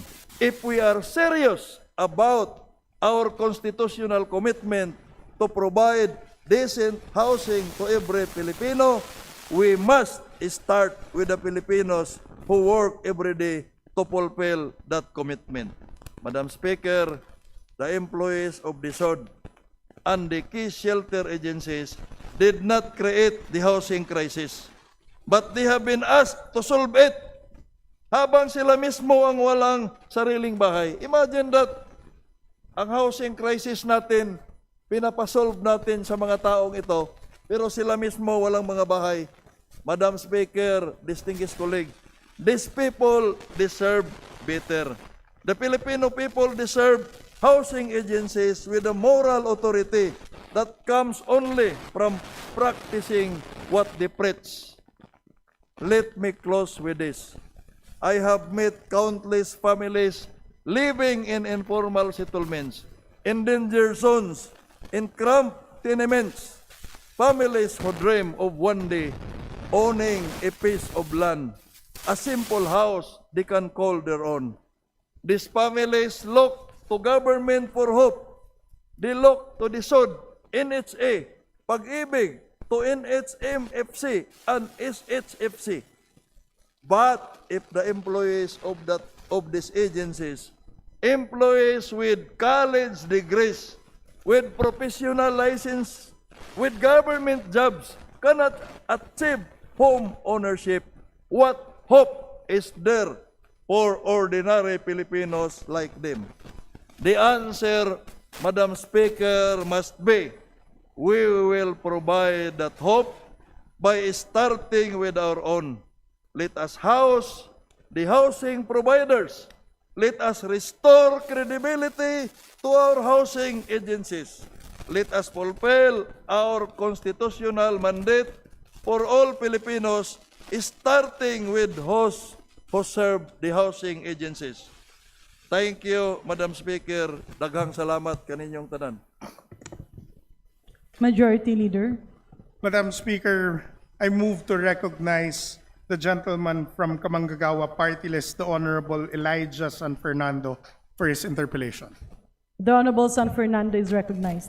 Maraming salamat po, Madam Speaker, sa ating kaibigan kasama na kinatawan ng APEC Party List. Bukas po ba kayo sa ilang mga katanungan at paglilinaw? Gladly, Madam Speaker. Maraming salamat. Madam Speaker, napakahalaga po ng binanggit ng ating kasama, kinatawan ng APEC Party List, dahil malinaw na binanggit niya na ang mga manggagawa mismo ng DSUD na naatasan na magpatupad ng pulisiya hinggil sa pagpapatayo ng mga programa, proyektong pabahay, sila mismo walang bahay. Yan nais ko pong ilinaw sa ating kaibigan kasama. Sinabi niyo po kanina sa inyong talumpati na sa DSUD, only 40.3% at 49% naman sa ShopC ang merong sariling tahanan. Pwede niyo hubang linawin kung ano ang methodology na ginamit ng survey na ito?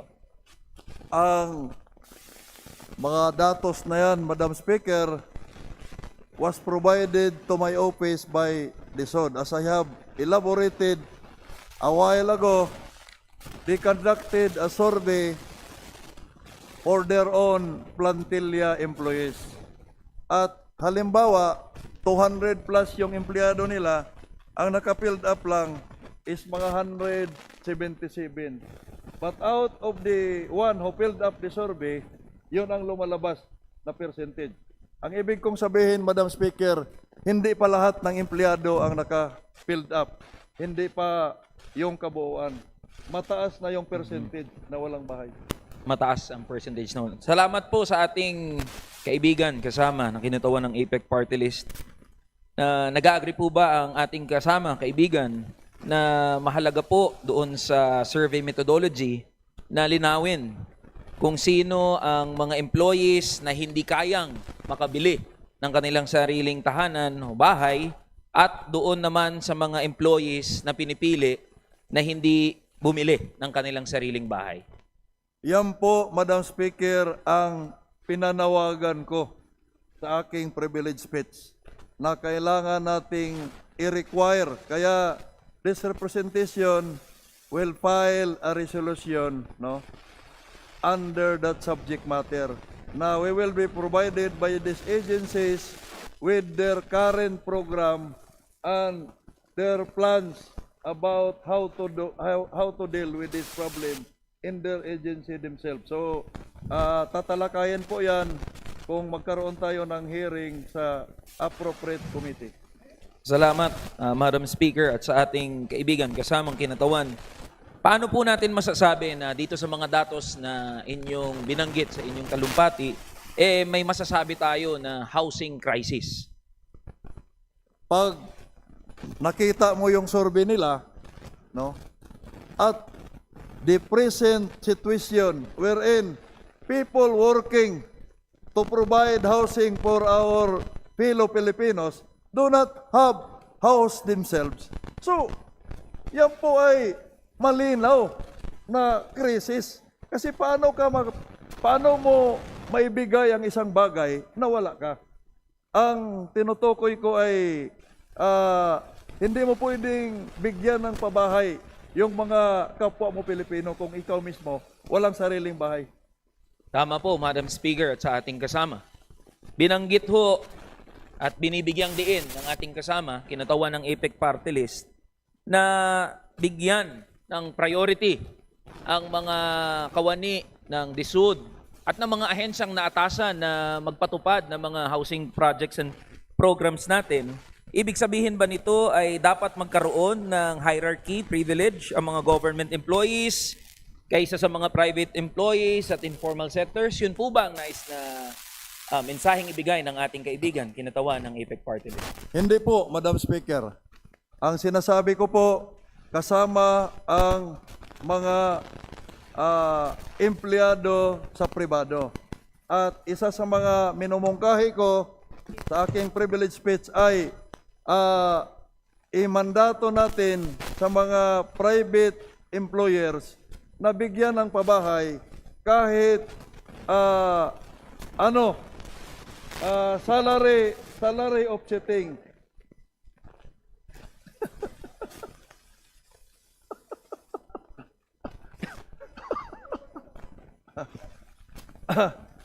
Talagang alagang-alaga ako ng aking chairman sa Committee on Energy. Ayaw niyang magkaroon ako ng stiff neck. May committee hearing pa kami bukas sa energy. Maraming salamat po sa ating kasama, kaibigan ng APEC Party List. Nais pong bigyan ng kinatawang ito ng diin kung ano yung framework na sinusundan natin pagdating sa usaping pabahay. At ang ating national program should give priority to those whose needs are most urgent. Totoo po na meron tayong 6.5 million national housing backlog. So paano po nire-reconcile ng ating kaibigan na ma-prioritize yung formally employed, salaried government workers na meron ng access sa iba't ibang mga programa para sila ay makapag-avail ng mga programang para sila ay magkaroon ng tahanan gaya ng pag-ibig loans, GSI sa housing programs and salary loans, over the millions of informal settlers and minimum wage workers na wala namang access sa ganitong mga programa. Madam Speaker, ibang usapin po yon.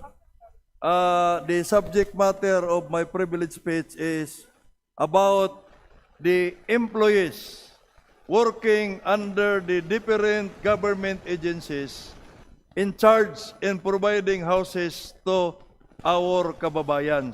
So, inuna ko po yan kasi sa sinasabi ko paulit-ulit, paano mo maibigay sa kapwa mo yung wala sa'yo? So kung wala silang pabahay,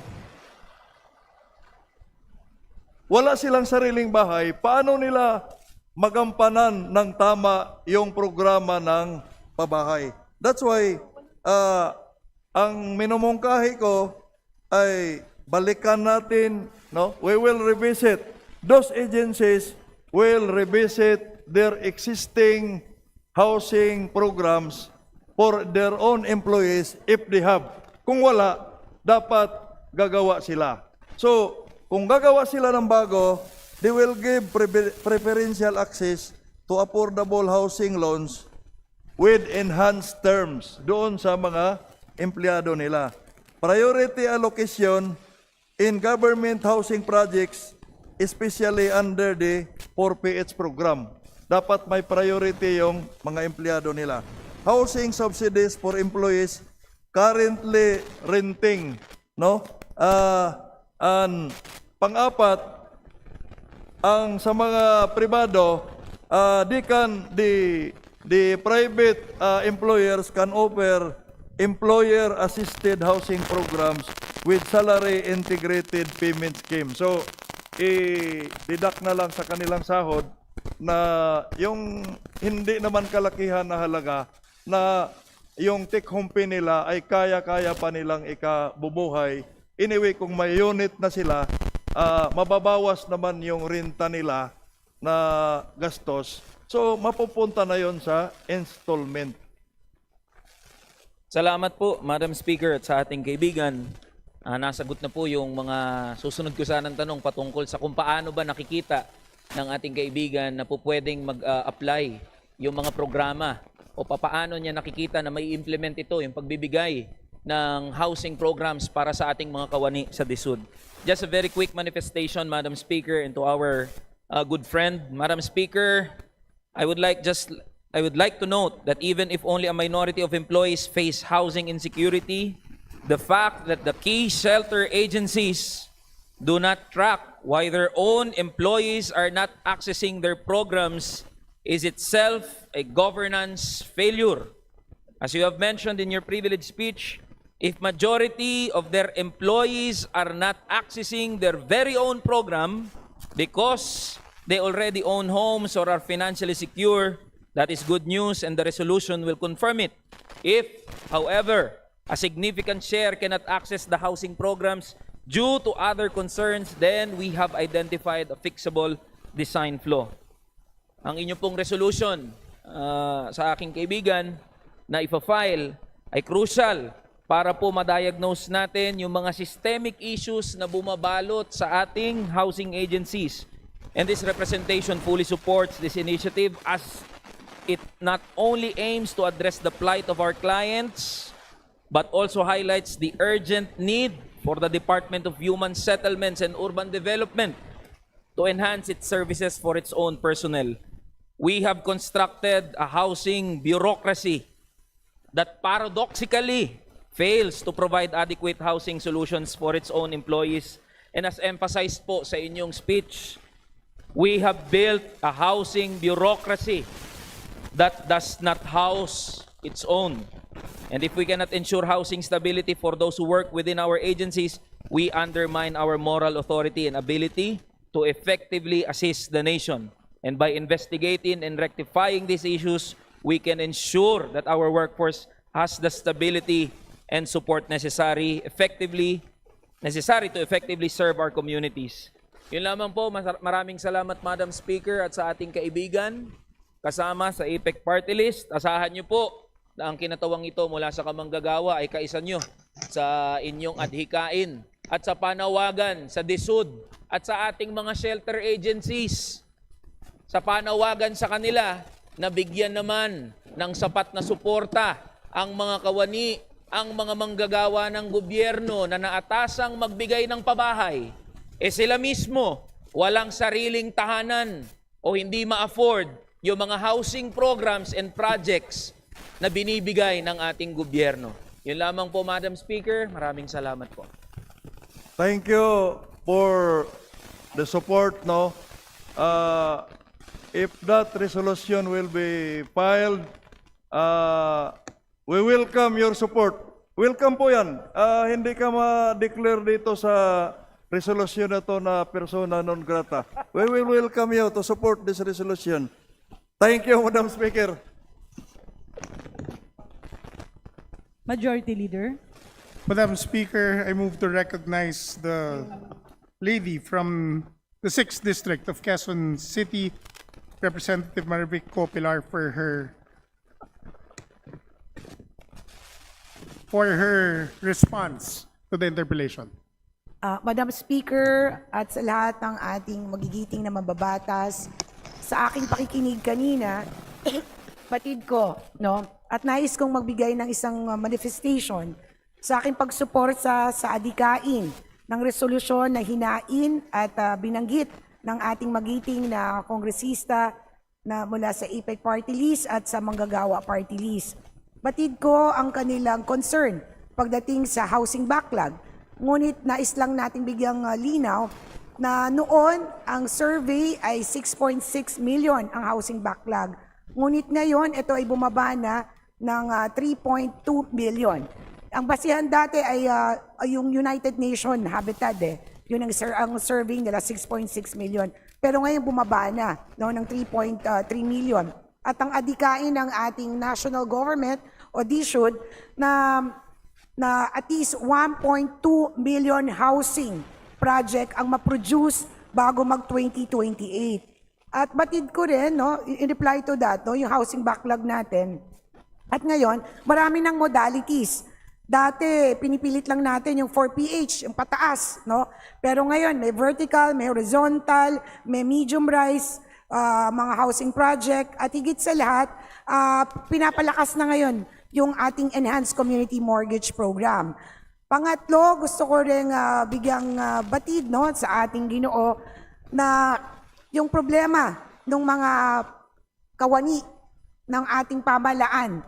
Dahil naniniwala ako dyan. Kaya tinutungtungan ko rin at binibigyan din suporta ang yung adikain at kasama nyo ang committee ng housing na sana sa pagbabalangkas natin, hindi na ng UDA. Kasi ang UDA nakatutok lang dun sa informal settlers family. Pero ang Committee on Housing ay magbabalangkas ng National Housing Code of the Philippines kung saan i-address ang mga problema ng pabahay, hindi lang para sa informal settlers family, kundi sa kawani ng gobyerno, mga teacher, mga policeman, at lahat ng working class, no, mga empleyado. So doon papunta yung trajectory ng ating bagong magiging community, National Housing Code of the Philippines, at naniniwala ako sa suporta ng Executive Department, ng DSUD, ng SHAPSI, ma-address natin itong inyong mga nabagit na suliranin. Dahil naniniwala akong pabahay ay hindi lamang para doon sa ating mga informal settlers family. Ngunit sila yung talagang nangungunang kailangan na mabigyan. Pero naniniwala kami, o ako ang yung lingkod, na dapat ang pabahay ay hindi issue lang ng iilang sektor. Ito ay issue ng bawat pamilyang Pilipino. Dahil ang tunay na dangal ng ating pamilya ay magkaroon ng sariling tahanan na sisilungan ang kanilang pamilya. With that, Madam Speaker, I support the resolution that was presented by APEC Party List at Manggagawa Party List. That's all, Madam Chair. Madam Speaker, I am pleased to hear that welcome development from the chairperson of the Committee on Housing of the House.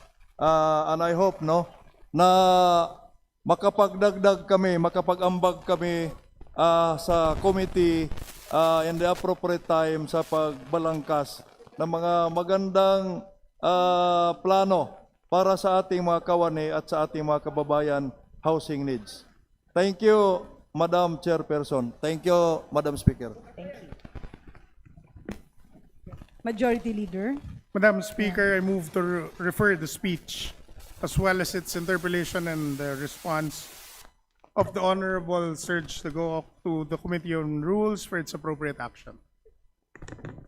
Any objection? Hearing none, the speech of the Honorable Serge Lagoc as well as interpellations is hereby referred to the Committee on Rules. Majority Leader. Madam Speaker, before we proceed, may I request that we acknowledge the guest of the Honorable Congresswoman Daphne Lagon, Congressman Edu Rama, Congressman Rachel Del Mar, Congressman Lollipop Owano, Congresswoman Lollipop Owano, Congressman Sun Shimura, Congresswoman Girlie Veloso, Congresswoman Patsy Calderon, Congressman Ahong Chan, Congresswoman Karen Garcia, and Congressman Edsel Gallegos. They are Governor Pamela Baricuatro, the Governor of the Province of Cebu, Governor Aris Aumentado, Governor of the Province of Bohol, Mayor Nestor Archival, the City Mayor of the City of Cebu, Mayor Jonky Owano, the Mayor of the City of Mandaue, Mayor Cesar Didoy Suwan, the Mayor of Cordova, Cebu, and LMP President of Cebu Province, and the RDC Co-Chair, Ms. Melanie Nang. To the guests of the Cebu Congressman headed by, of course, the Cebu Congressman, Congresswoman Lagon, Congressman Edu Rama, Congressman Rachel Del Mar, Congresswoman Owano, Congressman Shimura, Congresswoman Girlie Veloso, Congressman Patsy Calderon, Kong Ahong Chan, and Kong Karen Garcia. May we request their guests to please rise and be acknowledged, headed, of course, by our very active, never waning and never fading Governor of the Province of Cebu, Governor Pam Baricuatro. Daghang salamat sa pagbisita namo, Gov. And the inspiration of one of the most beautiful member of the Lady Legislators. Let's welcome Governor Aris Aumentado, our former colleague. Gov, salamat sa imo pagbisita. Let's also welcome to the House of the People, Mayor Nestor Archival, the Mayor of Cebu City, Mayor Jonky Owano, Mayor of Mandaue, Mayor Cesar Didoy Suwan, the LMP President of the Province of Cebu, and the Mayor of Cordova, Cebu, and the RDC Chair, Ma'am Melanie Nang. Mayong hapon, daghan salamat, and welcome to the House of the People. Majority Leader. Madam Speaker, I move to recognize the gentleman from 4th District of Camarines Sur, Honorable Arnie B. Puentebella, to avail of the privilege hour. Prior to that, with the indulgence of the Majority Leader, the guests of the Honorable Paulo Ortega.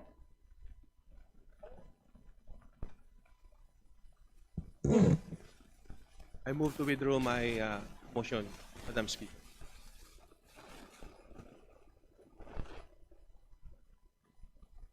Madam Speaker, may we request that the guests of the Honorables Congressman Dante Garcia, Congressman Milagros Aquino Magsaysay, and Congressman Kenneth Paulo Tereng, members of the Liga ng mga Barangay La Union Chapter, be acknowledged. They are Honorable Ramon Guillo Ortega Jr., Honorable Mario Directo, Honorable Ruben Camarao, Honorable Geoffrey Hipol, Honorable Edgar Beninsig, Honorable Dennis Comedis, Honorable Edilberto Villanueva, Honorable Reynaldo Carbonell, Honorable Wilson Vergara, Honorable Erickson Valdris, Honorable Erwin Castro, Honorable Bernabe Saberola, Honorable Richard Lopez, Honorable Marvin Cardines, and Honorable Joel Toto Abril. To the guests of the Honorable Deputy Speaker Paulo Ortega, welcome to the House of the People. Majority Leader. Madam Speaker, I move to recognize the gentleman from 4th District of Camarines Sur, Honorable Arnie B. Puentebella, to avail of the privilege hour. I so move. Madam To Speaker. the Honorable Arnie Fuentebella of the 4th District of Camarines Sur, is hereby recognized for his privileged speech. Thank you, Madam Speaker. Good afternoon. Diyos maray na hapon po sa inyo kabus. Madam Speaker and distinguished colleagues, today I rise on a matter of personal and collective privilege to bring to your attention the disturbing events presently unfolding in Barangay Salvacion and Barangay San Ramon in the municipality of Siroma, 4th District, Camarines Sur, which we call the Partido District. I do this before this august chamber as a call to protect Partido and protect the people of Siroma. Siroma, a once peaceful town in Camarines Sur, has long thrived in quiet dignity. Its peoples have lived simply with fishing and farming as their main source of livelihood. With security in their homes, confidence in their rights, and pride in their community. But 2 weeks ago, that peace was shattered. On January 28, 2026, numerous strangers, men who refused to identify themselves, who concealed their faces and affiliations, entered the municipality of Siroma and began erecting fences with undue haste. These were not ordinary fences. Within just 3 days, the fences already stretched across vast tract of land, spanning 2 barangays and covering approximately 300 hectares. Despite the blatant illegality of their actions, the fencing operations continue unchecked. Not only did these fences cut into privately owned lands and even timberland, but more gravely, they cut into the lives, privacy, and peace of our people. They encroach upon their rights, their sense of security, and their trust in government. These strangers do not have any permits. This was no prior consultation with the local government or their residents. In fact, these unidentified men refused to give any explanation to the residents whose lives were disrupted. Nakaramdam ang mga residente na malubhang pagkatakot at pagkabahala. Nakaramdam sila ng matinding pangamba para sa kanilang mga karapatan, seguridad at kaligtasan. Ang tanong ko bilang kinatawan nila, paano nangyari ito? At sino ang responsable sa paghihimasok na ito? Madam Speaker, my dear colleagues, I invite your attention to the recent media coverage of this developing incident. Ito ang Daldagon Peak View, ang tinaguriang Little Batanes ng Partido Area sa Camarines Sur. Pero ngayon, palaisipan sa mga residente at maging sa mga lokal na opisyal ang ginagawa ngayong pagbakod sa ekta-ektaryang lupain sa bayan ng bahagi ng dinarayong destinasyon. Ayon kay Randall, isang residenteng eksklusibong nakapanayam ng Brigada News FM, Enero 28 pa nang mamataan nila ang ilang kalalakihang nagtayo at nagsimulang maglagay ng mga bakod at mga materyales. Nang usisain umano ito ng mga residente at opisyal ng barangay, ay wala itong naibigay na malinaw na sagot kung sino ang may utos nito at kung para saan ang mga bakod. Bago magtapos ang Enero, malawak na ang nababakuran at inabot na rin pati ang mga sakop na lupain ng mga residente. Namataan rin ang pulang helicopter na rumoronda sa lugar. And walang IDs, ayaw magbigay ng IDs, and naka-bonnet sila lahat, ayaw magpa-identify. Tapos since nung January 28 hanggang ngayon, night and day, nagpe-fence lang sila na nagpe-fence. Although ilang beses na namin trinay kausapin and ng barangay captain namin, wala silang gustong ibigay na info. Kahapon, Pebrero 4, kasama ang ilang opisyal ng barangay, LGU at PNP, tinungo ng mga ito ang lugar at inusisa para maimbestigahan at mapatawan ng cease and desist order sakaling wala pa ring maibigay ng mga dokumentong magpapatunay na legal ang kanilang ginagawa. Ito ang Daldagon. Madam Speaker, dear colleagues, allow me some time to tell you about the humble town of Siroma. Siroma is a coastal municipality at the tip of the Partido District, the 4th district of Camarines Sur. It boasts of pristine white sand beaches, verdant hills, and scenic views at the par with the best tourism destinations in the country. Within the province, it is known as the Little Batanes of Camarines Sur. It is also rich in natural resources with lush timberland, agricultural lands, and fishing grounds. Throughout the years, my predecessor and I made sure the development of the district shall be for the people, for the generations of families who have owned, tilled, and developed these lands ever since these families have lived in peace, undisturbed, and secure within their rights.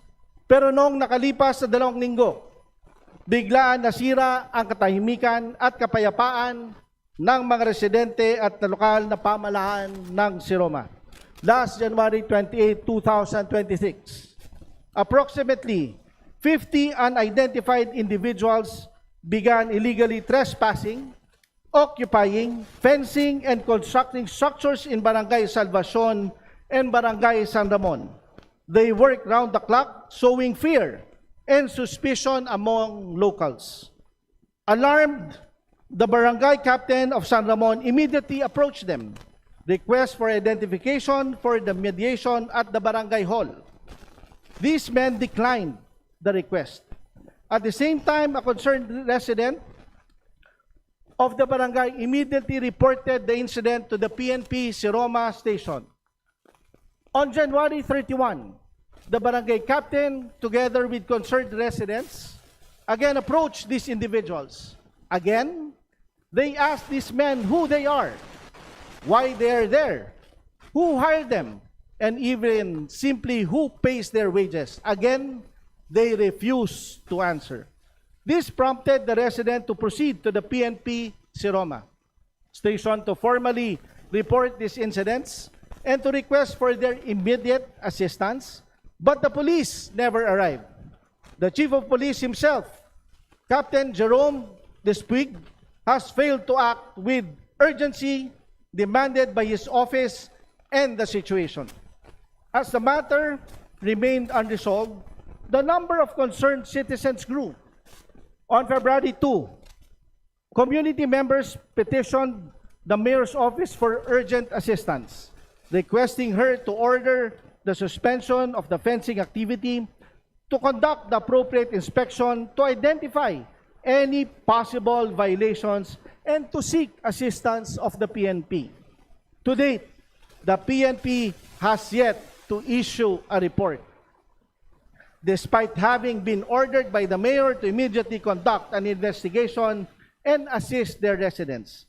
On February 4, the barangay held an emergency session and issued several resolutions opposing the illegal construction, supporting the position of the community, and seeking the assistance of the Department of Environment and Natural Resources, the Department of Agrarian Reform, and other relevant offices to ascertain the nature of ownership of the property on which the fencing activities are being conducted.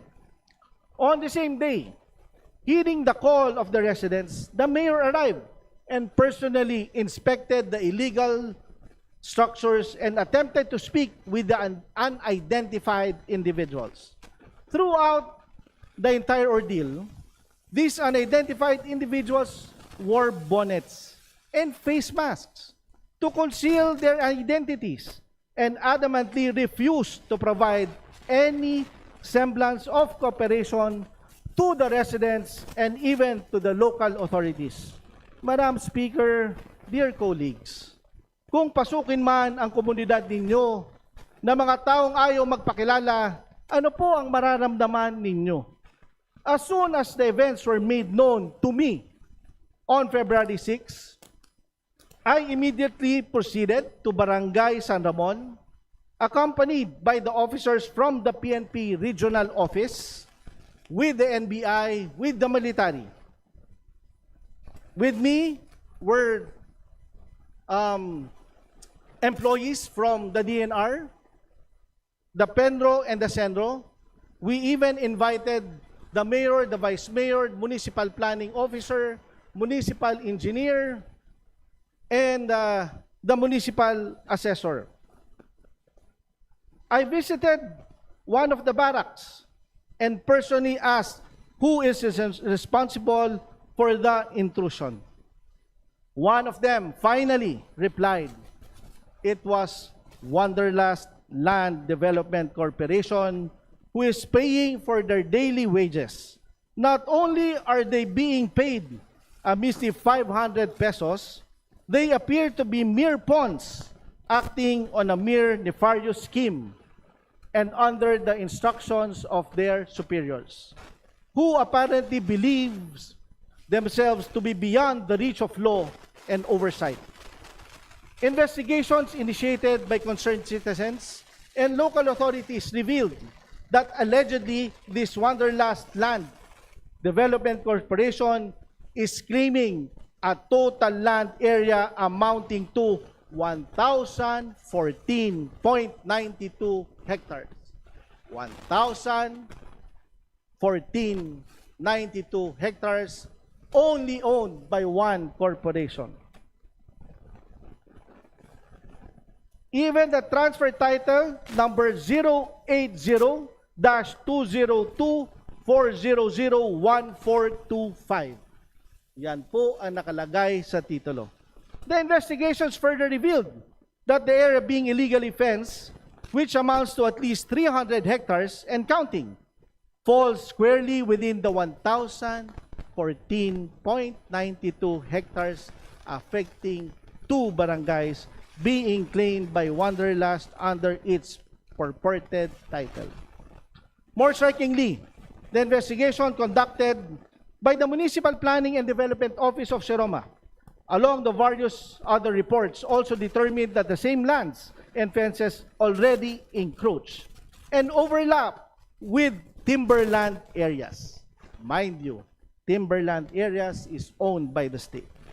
At these 2 barangay sites, agricultural lands of private ownership, which are already covered by titles or possessed by residents, lands covered by homestead, patents, Certificate of Land Ownership Awards or CLOAS already awarded by DAR as of June 2025. Kakabigay lang po ng CLOA June 2025. Hindi pa po ito nagmamature. Paano po ito pag-aari ng isang korporasyon? The other land of public domain and even portions of the Pacific Ocean and Territorial Sea. Saan po kayo nakakita, nakasama po sa titulo ang kadagatan, ang alam ko, ang may-ari ng kadagatan, ang Panginoon lamang. Mr. Speaker, Madam Speaker, dear colleagues, how was a title issued for a property covering more than 1,000 hectares?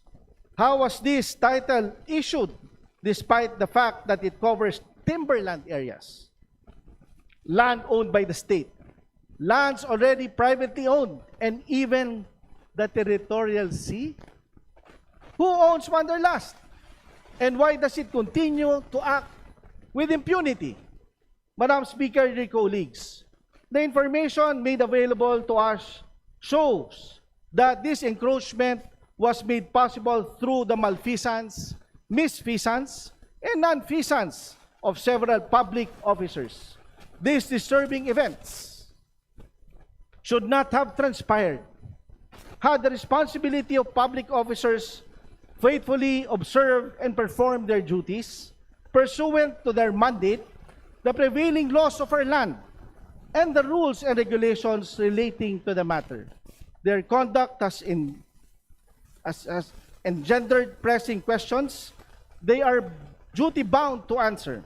To our esteemed friends from the Department of Environment and Natural Resources, we ask, are these land public protected timberland or alienable and disposable land? Has this land been reclassified? Because only by an act of Congress that it may be classified, may be alienable and disposable. And I for sure, it's not reclassified dahil po ako ang kinatawan nila dito po sa Kongreso. Where any permits issued from the Wanderlust to construct on timberland areas, to the Land Registration Authority and Registry of Deeds, were the transfers for this resulting title valid? Given this include timberland areas, under what laws and authorities was the title issued? To the Department of Agrarian Reform, are these land allegedly covered by CLOA, validly sold to the Department of Interior and Local Government and the PNP, Philippine National Police? Why were these unidentified individuals allowed to continue their activities despite notification to the local police of their presence? What steps have they taken to secure our constituents' safety in Siroma? To the Securities and Exchange Commission, who are the directors of shareholders and beneficial owners of Wanderlust Land Development Corporation? To the Department of Justice, does this incident give rise to a possible case for usurpation of real property and violation of the revised Forestry Code? To the Ombudsman, in case public officers are involved, does this not constitute grave abuse of authority and conduct prejudicial to the best interests of the service? Doesn't the inaction of certain offices and agencies constitute negligence and dereliction of duty? Did any public officers act in violations of the Code of Conduct and ethical standards for public officials? Because we, in the 4th District of Camarines Sur, urgently request the assistance of the House Committee on Good Government and Public Accountability to exercise its congressional powers of investigation and oversight. The exercise of these powers are necessary to help us answer the questions which will allow us to restore peace in our community, to seek justice for both private landowners and the state, and to identify the public officers responsible for the continuing violation of the rights of my constituents in the municipality of Siroma. Accordingly, Madam Speaker, I respectfully move that this matter be referred to the Committee on Good Government and Public Accountability for a full and transparent inquiry in aid of legislation in coordination with the DENR, LRA, DAR, DILG, SEC, and other relevant government agencies.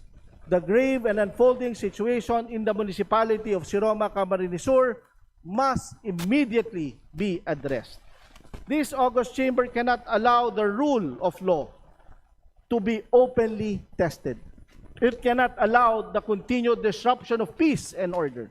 It cannot allow the misconduct of public officers in the performance of their duties. It cannot allow ordinary citizens to live in fear on the lands they have occupied, tilled, and protected for generations. It is our solemn duty to protect Partido. It is our solemn duty to protect the people of Siroma.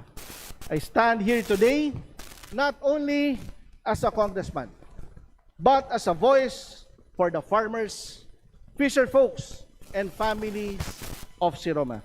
Let us answer them with action. Let us answer the call for justice. Let us answer them with courage, for their safety, security, and welfare must remain paramount in the face of this crisis. Public trust requires vigilance. Public office demands transparency. Public power must never operate in ambiguity. If everything was done lawfully, the investigation will confirm it. If not, this House must know.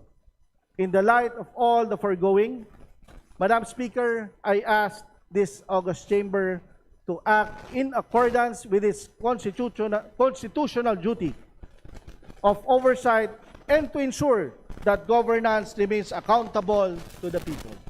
Madam Speaker, Diyos maray na hapon, mabalos po sa inyo gabos. Thank you, Madam Speaker.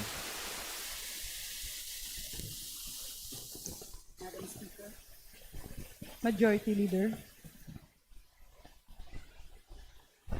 Madam Speaker, I move to extend the privilege hour for another 60 minutes to allow other members registered from the Committee on Rules to avail of the privilege hour.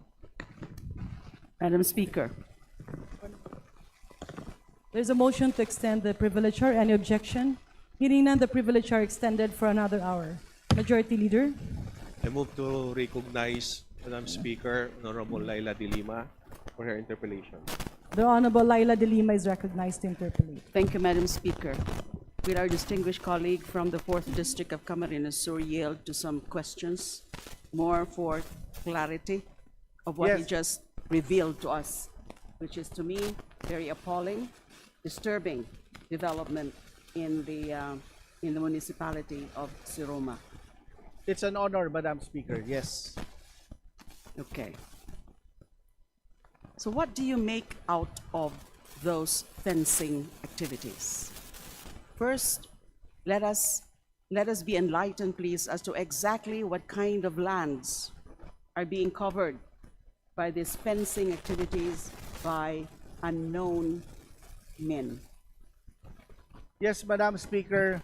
Actually, Madam Speaker, we asked the MPDO, we asked the Sendro, and even the Pendro. Some of the lands covered are agricultural areas on where meron po silang mga CLOA na kung saan binanggit ko po kanina, kakabigay lang po noong June 2026. And meron din pong part ng fencing is timberland area. Timberland. And meron din part na kung saan ang target po nila ang kadagatan na. Madam Speaker, timberland is supposed to be part of the public domain, which is inalienable, because only agricultural lands can be subjected to disposition, or can be disposed of, or can be alienated. Correct?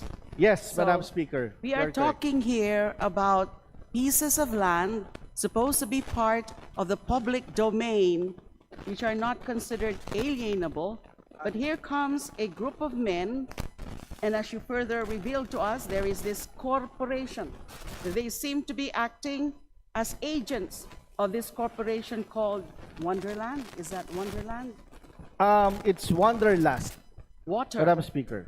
It's Waterland. Very lustful. Has the distinguished gentleman from Camarines Sur, from Partido area, tried to find out already the ownership of that particular corporation? Because I see here a clear case of land grabbing, unlawful occupation, unlawful intrusion into lands belonging to the public domain. Yes, Madam So Speaker. have we researched as to the fact of ownership of this corporation, Waterland? Yes, Madam Speaker. In fact, when I visited the place last February 6, actually, it wasn't me who made the research, but the netizens. But I'm still awaiting for the certification of SEC para po hindi tayo magkamali. I want it certified by them para po sigurado po tayo kung sino po may-ari nito. But as of researching, Madam Speaker, when you Google in the SEC, makikita mo po doon kung sino yung board of directors, sino po yung mga director na nandun. But I'm still asking for the certification from the SEC para hindi po tayo magkamali po dito. So the good gentleman is telling us that actually has made initial research already on the fact of ownership of Waterland. Only that he is still waiting for official certification. Yes, Madam exactly Speaker. as to the fact of ownership. Yes, Madam Speaker. But initially, Madam Speaker, meron na po tayong pangalan, but I wouldn't want to divulge it here. Mas maganda po na duly certified ng SEC para hindi po tayo magkamali. We can understand the caution of the good gentleman from Camarines Sur about not being able to disclose at this stage the who are the registered owners of that particular corporation. But in the interest of transparency, will the good gentleman be willing to disclose it in the course of the hearing, for example, before the committee? Because this representation fully supports the plea, the proposal of the gentleman from Camarines Sur to refer this matter for inquiry, for investigation before the Committee on Good Governance. Good Governance and Public Accountability. Accountability. I fully support that move to refer this matter urgently to the particular committee, the Committee on Good Government and Public Accountability. Is the fencing activity, the unlawful and questionable fencing activity, still ongoing at this very moment? At this very moment, yes, Madam Speaker, I've just spoken. Actually, the Mayor of Siroma is here, Mayor Karen Polinga, and usually they do the fencing during the night time. Habang tulog po ang mga tao, but to answer kung illegal po ito, I will say yes, because there's no permit from the local government for the fencing permit. And actually, the Municipal Engineering's Office issued already a violation telling them that there is no permit, hindi po pwedeng mag-fencing doon, but they are following the local government code. They have to send it 3 times before they issue a cease and desist order.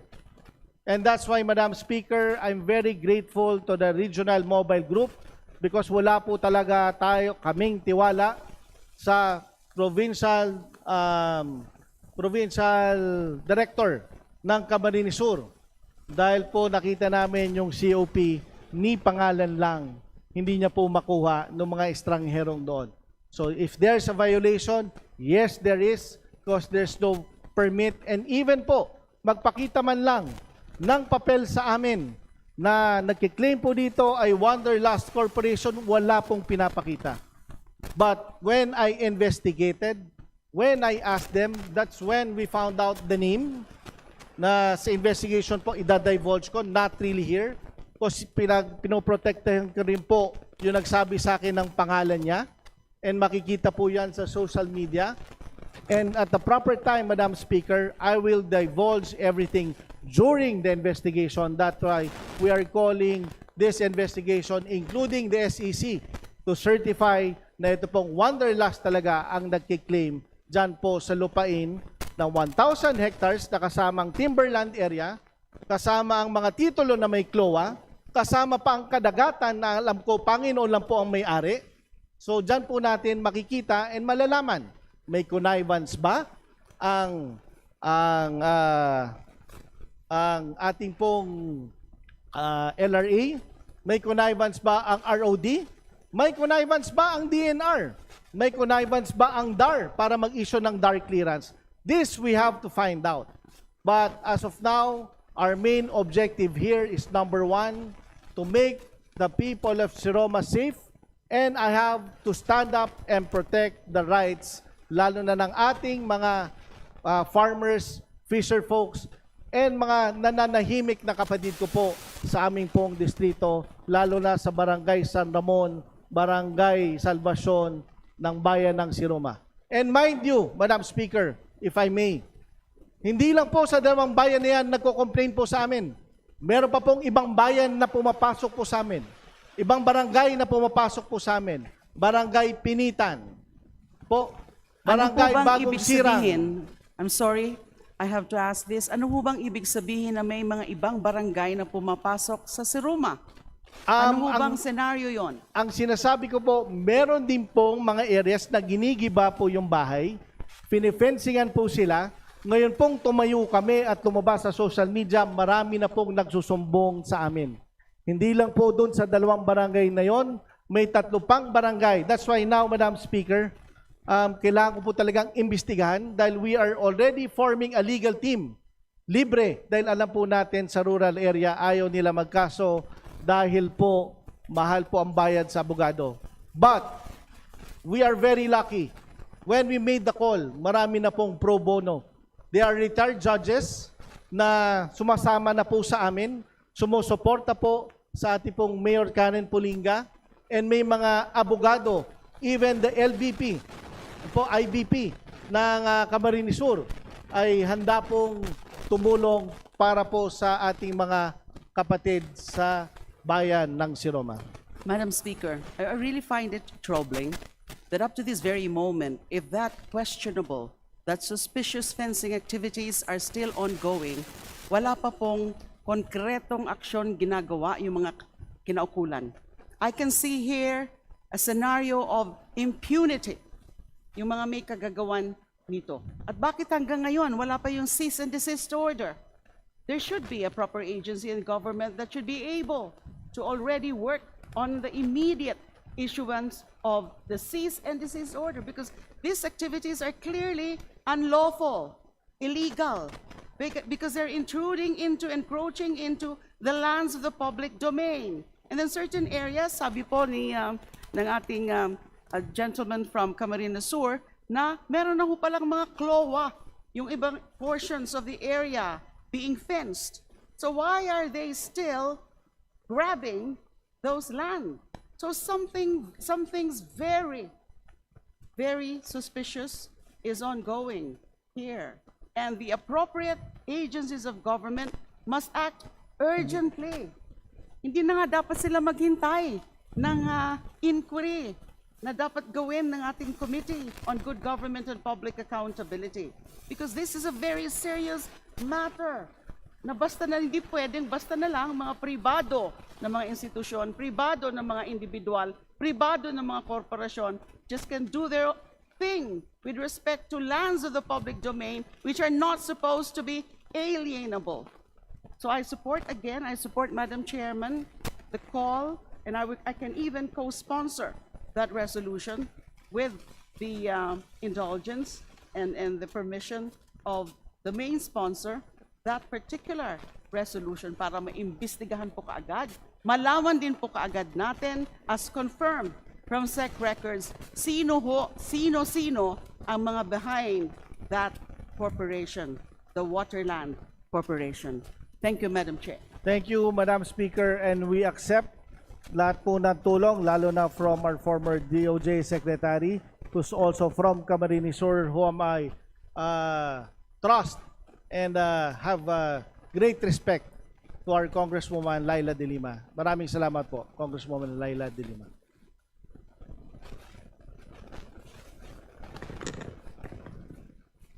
Majority Leader. Madam Speaker, I move to refer the speech of Honorable Cuentavilla and Honorable Laila De Lima to the Committee on Rules for its appropriate action. An objection, hearing none, the speech of the Honorable Arnie Fuentebella, as well as its interpellations, is hereby referred to the Committee on Rules. Majority Leader. Madam Speaker, I move to recognize the gentleman from the 2nd District of Manila, Representative Rolando Valeriano, to avail of the privilege hour. The Honorable Rolando Valeriano is hereby recognized for his privileged speech. Thank you, Madam Speaker. Honorable Speaker, distinguished colleagues, I rise today on a matter of personal and collective privilege to call the attention of this august chamber and the executive branch to the growing economic crisis happening now at the country's major container ports. As a licensed customs broker, I have been closely monitoring these past months the shaking of fault lines and the flows of lava of discontent at the Manila International Container Port, the Port of Manila, and among the cargo transport sector of the country. Napansin natin ang sintomas ng salasalabat na krisis sa ating mga pangunahing pier, sa mga libu-libong cargo containers na walang laman at sa hindi makatarungang pagtaas ng mga sinisingil na bayarin, lalo na ng international shipping lines. Kung hindi ito kagyat na masusolusyonan ng Department of Transportation, Department of Finance, at iba pang mga ahensyang kanilang katuwang, tataas ang presyo ng mga pangunahing bilihin, mga construction materials, at iba pang mga kargamentong papasok sa bansa. Ayaw nating magkaroon ng trucking holiday sa mga pier dahil kapag nangyari yan, tataas ang mga presyo ng mga bilihin at madidelay ang mga infrastructure project at business expansion sa buong bansa. Ito po ang mga problema. Barado na naman ang Manila International Container Terminal at ang Port of Manila. As of February 2, 2026, nasa 89% na ang yard utilization rate sa Port of Manila, habang nasa 82% naman ang sa MICT. We have had the cargo congestion problems at the Port of Manila several times before, but only temporary solutions were applied. The root problems were not solved. The yard utilization rate is the indicator of how much of the cargo terminal capacity is full.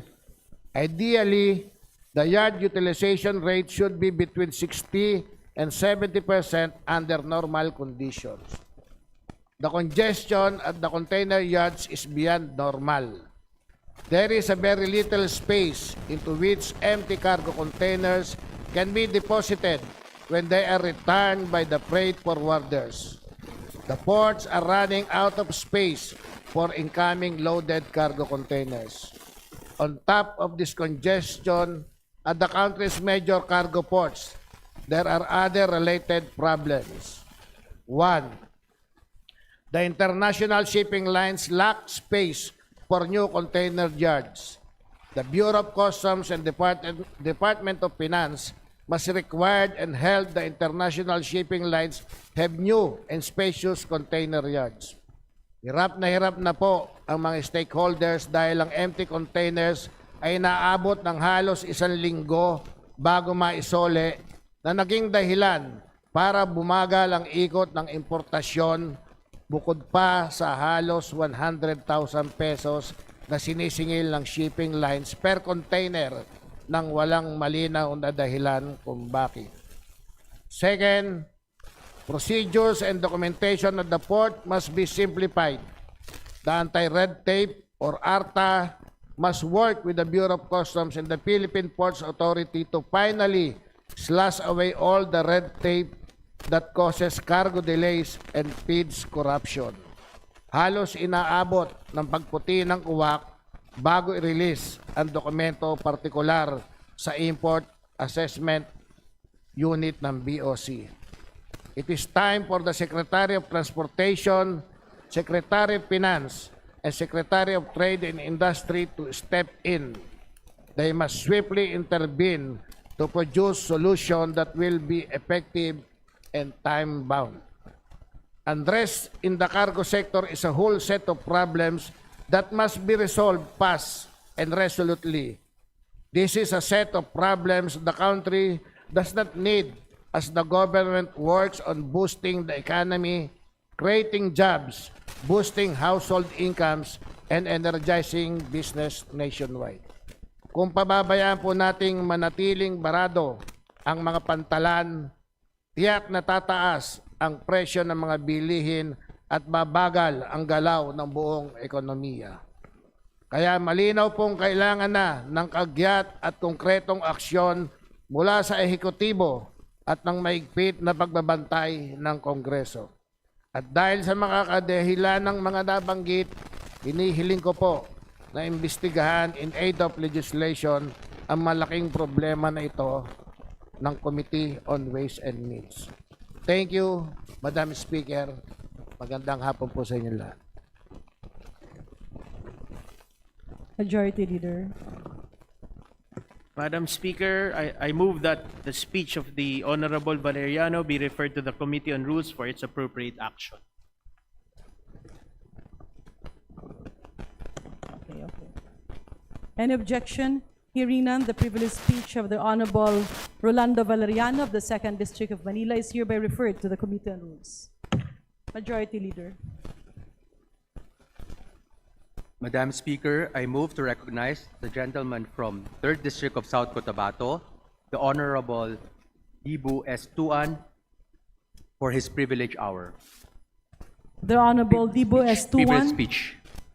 of the 3rd District of South Cotabato is hereby recognized for his privileged speech. Madam Speaker, distinguished colleagues, ladies and gentlemen, I rise today to highlight the importance of prioritizing the education needs of our indigenous people communities in the Upper Valley area of South Cotabato. As we strive to provide quality education to all, we must recognize the unique challenges faced by our IP communities. One case tip is to ensure hiring, promotion, and proper designation of teachers who are themselves part of this community.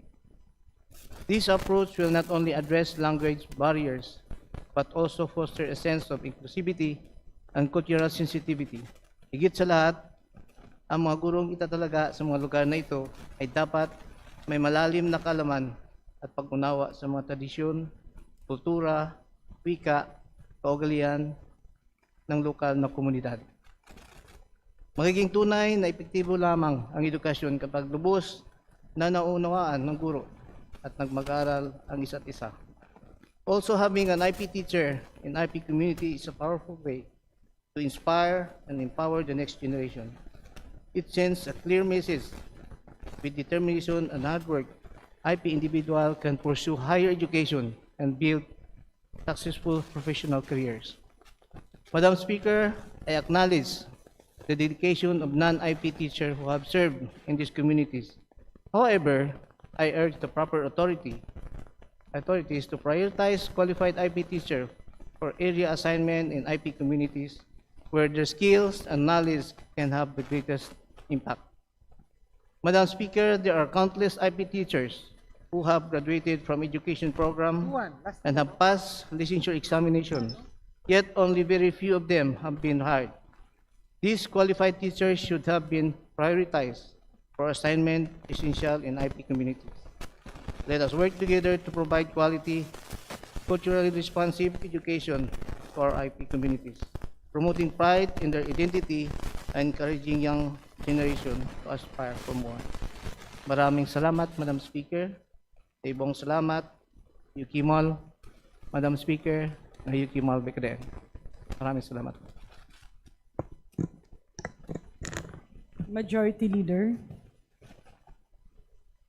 Madam Speaker, there being no interpellators, I move to refer the speech of Honorable Dibo Tuan to the Committee on Rules for its appropriate action. Any objection? Hearing none, the speech of the Honorable Dibo Tuan of the 3rd District of South Cotabato is hereby referred to the Committee on Rules. Majority Leader. Madam Speaker, request suspension for a few minutes. Session suspended.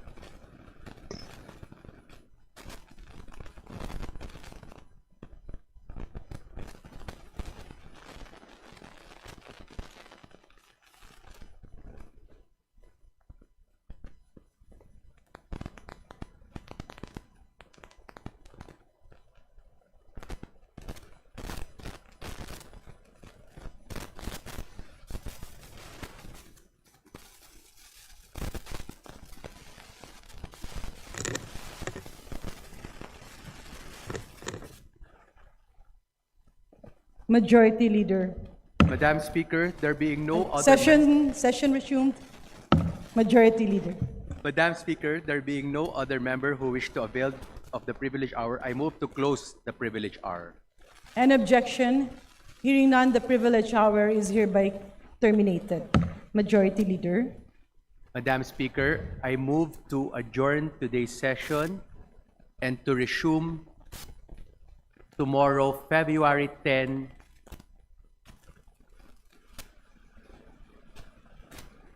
adjourn until tomorrow, February 10, at 3 p.m., February 10, 2026. Any objection? Hearing none, session is adjourned until tomorrow, February 10, 3 o'clock in the afternoon.